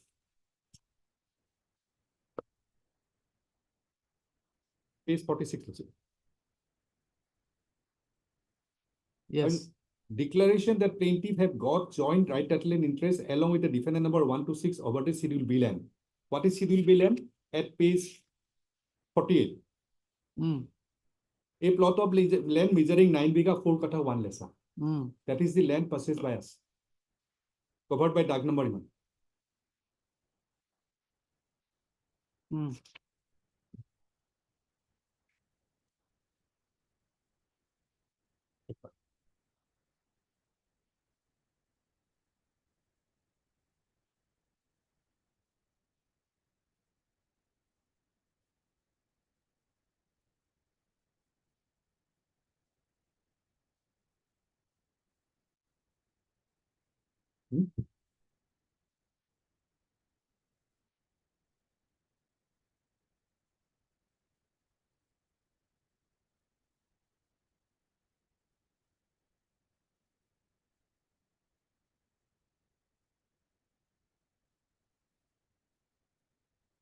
Statement is given on- Only one statement I will conclude this. One statement I will show the one statement.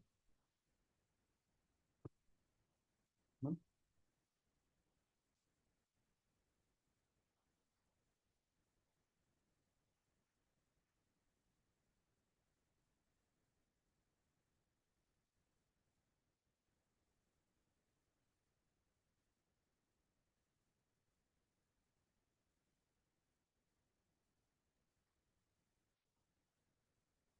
What is it? 133.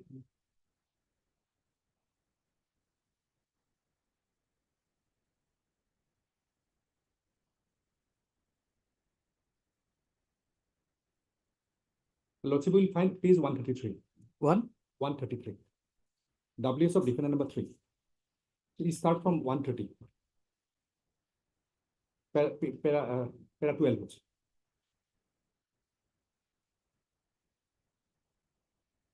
Page 133. Yes. Middle portion.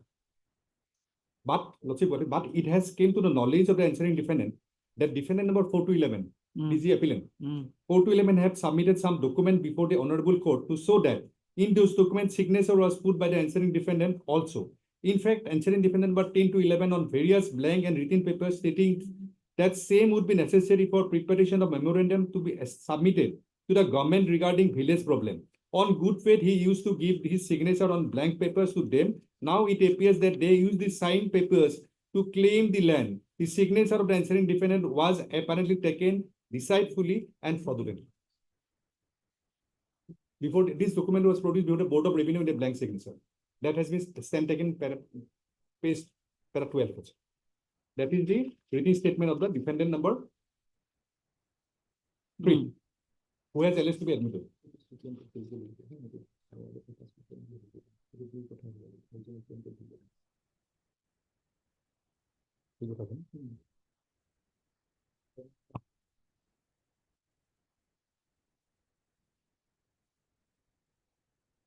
Another thing, Lordship will find page 48 regarding Schedule B.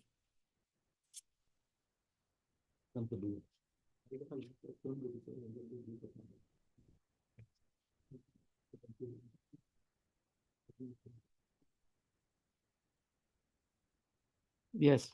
A plot of land measuring 9 biga, there are two kotha, I think, Lordship. 2 kotha, not 4 kotha. 4 kotha, 1 less of land. That No, it is subsequently corrected corrected. in Schedule B. Lordship.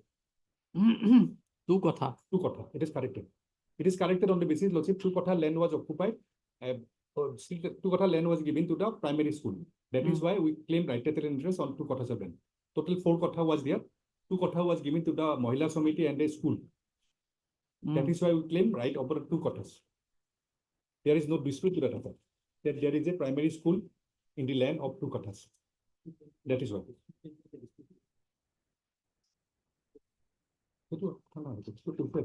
Already sale deed regarding dispute of the sale deed, there is no dispute from any one party.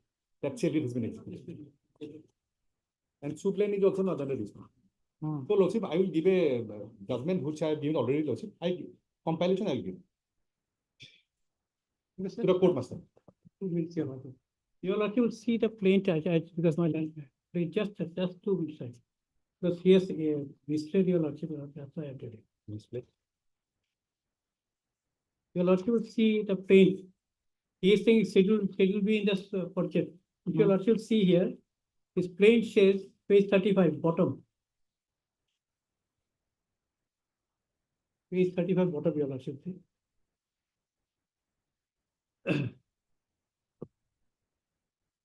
The land, this sale deed land is the sale land is fully described, Schedule A land below, not Schedule B also. What my learned friend, he is a Schedule B land is the one which has been purchased by him. And yes, I've noted it down, you can change the statement. Then your Lordship will, Soben Mitra is not my witness. He is defendant number 3, I am defendant number 4. His statement doesn't bind me. Just basic. Defendant number 3 is not my witness, your Lordship. Soben Mitra, which my learned friend has read. These are his witness, not my witness. He has been placed as defendant, he is wrongly recorded defendant, because the trial court did not consider my evidence at all, nor my documents, to give a decree, your lordship. So here your Sober Mitra is not my client, he is referring, he is not a, I am not concerned with that. I am referring defendant of 4 to 11, not 1 to 3.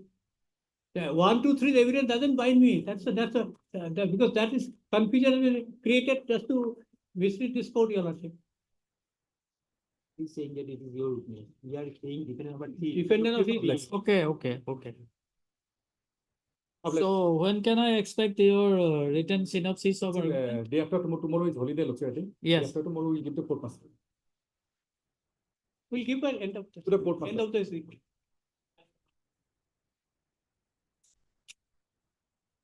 So should we keep the matter as part heard or we will? Reserve for judgment, looks like. Reserve. Otherwise it will be a never ending process. No, sir, I've completed. Okay. He has completed. He Heard given my Mr. reply today. Sodri, learned counsel for the appellant, and Mr. Goswami for the respondent. Argument concluded. Judgment reserved.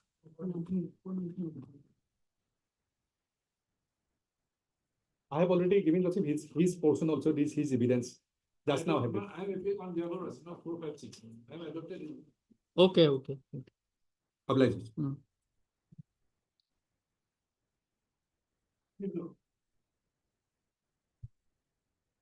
Next. Item 28. And the government has filed affidavit. I can provide a copy to your lordship, but the copy is not on the record. That's what I have been told. Huh? What is it?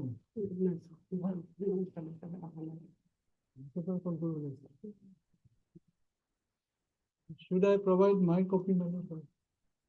Or do you wait for? the- Affidavit.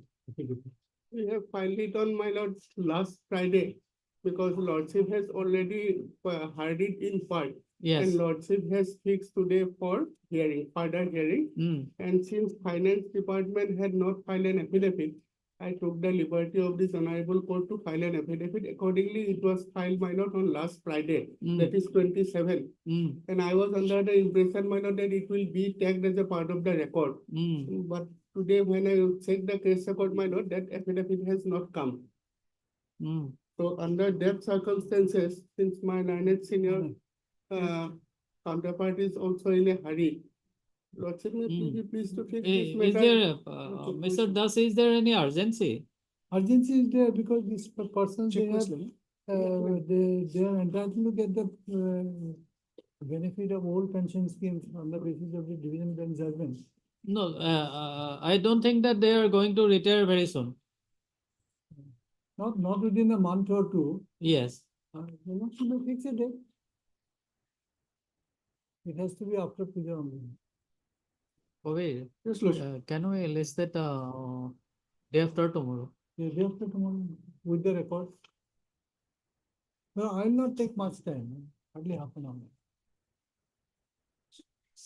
Huh?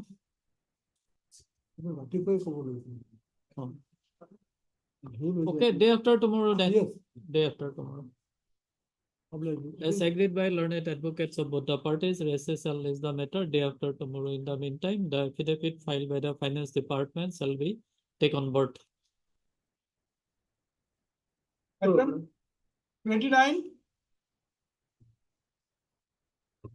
29. May I please, your lordship? Lordship, I'm making this prayer on behalf of MS Astra, your lordship. She is not available today, your lordship. I have informed him as well. Matter may be taken up after vacation, your lordship. Immediately My after lord, this vacation. is a 2006 matter, my lord. And being such an old matter, my learned friend there, while I was at Bangalore in my operation, my lord, they sent a message that they will take time on the last occasion. So I did, also. Today's matter, several dates, and my simple request to the appellant petition, my lord, that let us get over this matter, let the matter be heard. So let them have a definite date. Because BC Das senior counsel is there, my lord. So I have great respect for him also. But this old matter has to be attended to, my lord. So my request, every request that the next date, let them ensure that the matter will be heard. Lordship, next step, Lordship. That is only my Okay, prayer. Bobby, Yes, Lordship. as agreed by learned advocate. After of both the 25th, the parties, date may be given, after 25th. recess and list the matter on On on 7th November. 7th of November. Oblige, Lordship. My lord. Item 34.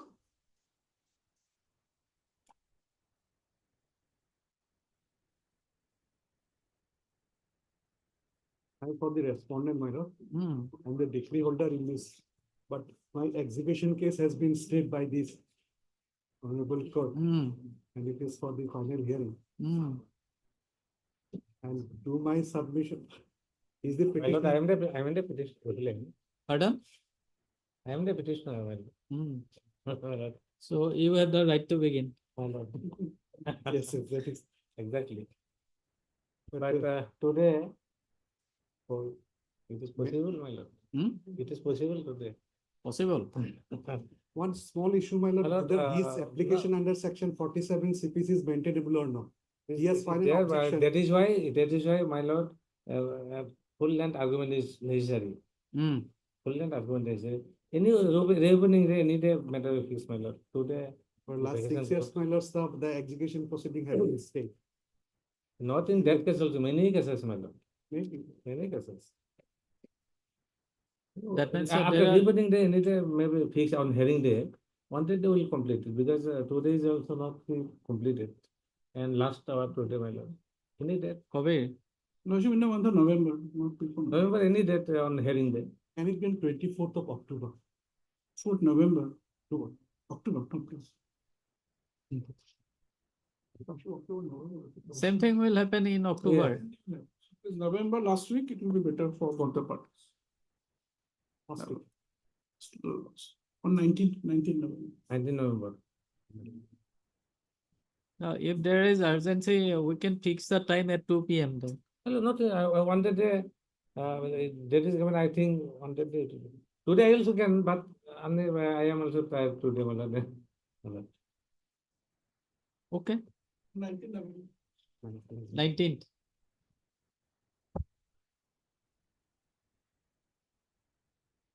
It is item 36. In this case, issue is very simple. Earlier, occasion I mentioned before your lordship, my lord. Hmm. Here, my lord, issue is simple because, my lord, this MSCT award, my lord, what has been given, my lord, passed by the learned court below, my lord. Hmm. Only, my lord, 50,000. Here, my lord, act of God, it is mentioned, but accident was there, my lord. So matter has to, my lord, remand back to Act the of God means? act of God because, my lord, he was sitting in a nano car along with the driver of the Hmm. vehicle. Hmm. Subsequently, due to one cow, my lord, process, he break up there, my lord. Subsequently, he fallen down and thereafter One car? one nano car was, my lord, driven by the driver, my lord, Hmm. the vehicle. And the victim, my lord, who has been already expired, he was also along with the in the same vehicle, my lord, sitting near the Hmm. driver of the vehicle. Hmm. A co-passenger, my lord, in the nano vehicle, my lord. Hmm. Thereafter, what is when in the meantime one, my lord, cow crosses the road, he break up there. So, and in this way, the victim person, my lord, expired, my lord, by dint of the high pressure, my lord. It last nerve was, my lord, due to some problem, my lord. In this way, my lord, accident was there. It is proved, my lord. And so, my lord, matter has to go back again to the learned court, according to me. I have checked out the law, my lord, because strict sense as criminal law, my lord, beyond reasonable doubt, these are not necessary, my lord, in the holistic view of the learned court below. And, my lord, this I have seen check out, my lord, everything, my lord, because if the case was also registered, all everything were there, but learned court, my lord, held that. Kindly please your lord. You show me the postmortem report. Yes, postmortem, so far postmortem report is concerned, my lord. Here it is mentioned, page 23 in the bottom of the judgment.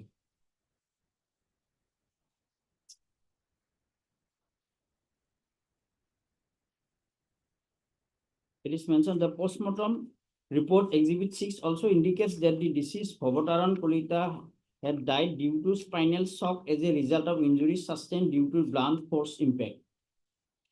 That is specifically mentioned. In the FR also, it is specifically mentioned factual metrics. It is seen that it was initially, my lord, FIR is at page number?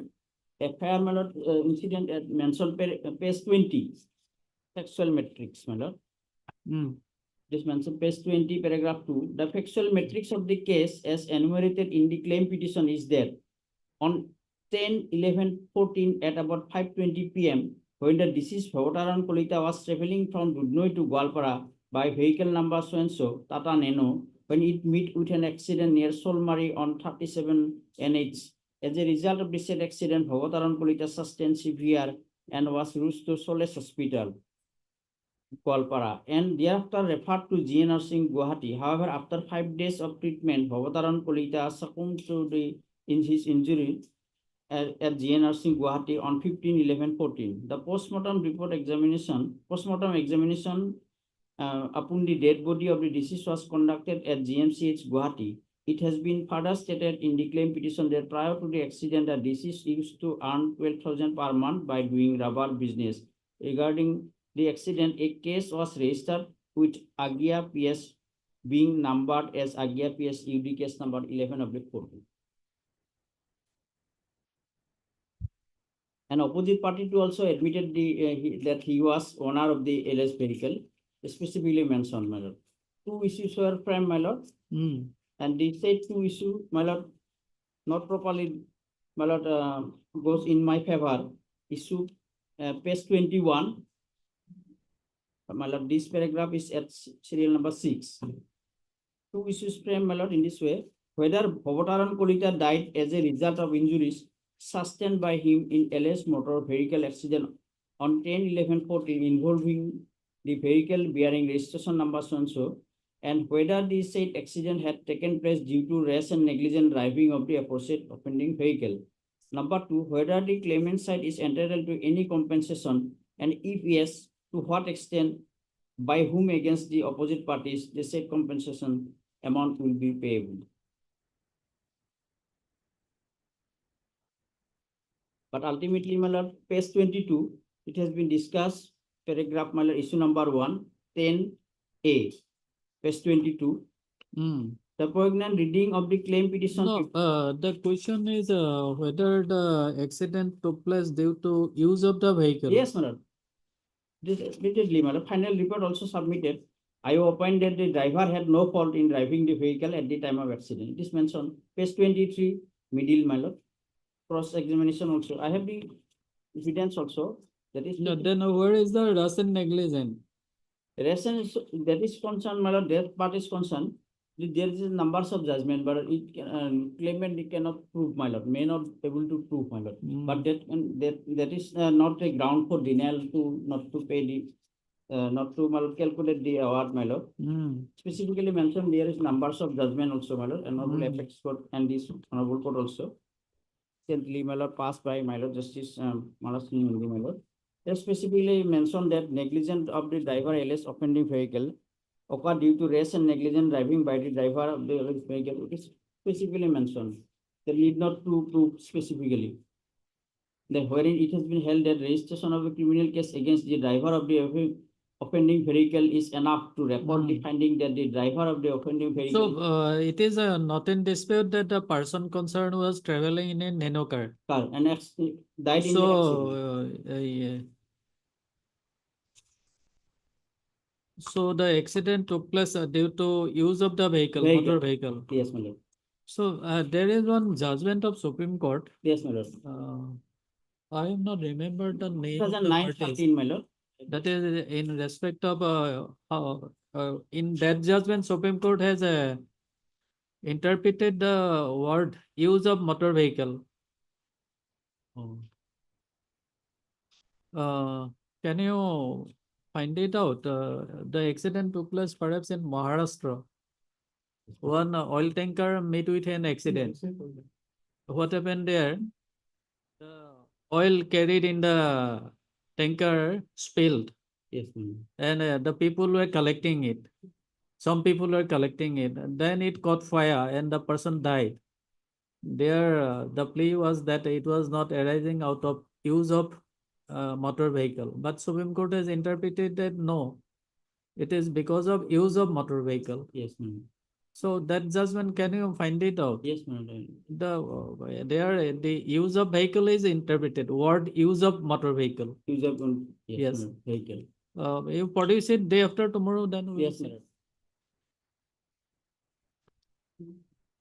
So, what is the finding of the court here? The finding of the court, my lord, award that is mentioned page 25, last page.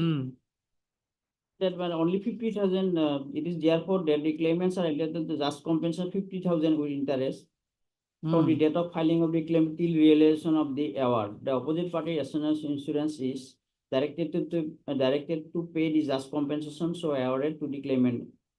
And therefore, the last but above paragraph, it is mentioned in view of the aforesaid reason discussed in the foregoing paragraphs, this tribunal is of the considered opinion that even though the deceased Bhavataran Korita had met with an accident on 10/11/14 at 5:20 p.m. near Solmari at so-and-so, resulting in his untimely demise on 15/11/14, and that the accident involved the vehicle bearing registration number so-and-so, there is nothing on record to prove that the said accident occurred due to rash and negligent driving of the opposite party number 3. As such, the claimant is not entitled to any compensation under section so-and-so. Okay, okay. You find out the Yes, judgment madam, of the yes. other day, we will dispose of the matter. Yes, madam. Huh? As agreed by learned advocates of both sides, it is provided that recessal leaves the matter on day after tomorrow. 37. Hey, please, my lordship. Please the matter taken after vacation, lordship. After vacation. Okay, as agreed by learned advocates of both sides, it is Lordship, provided if that the possible, recessal leaves the matter on. 29/10, it may be given, lordship, 29/10. Okay. 28/11. 28. This is not hearing date. 28/11. 11. 10 October, if possible. Not possible. October not possible.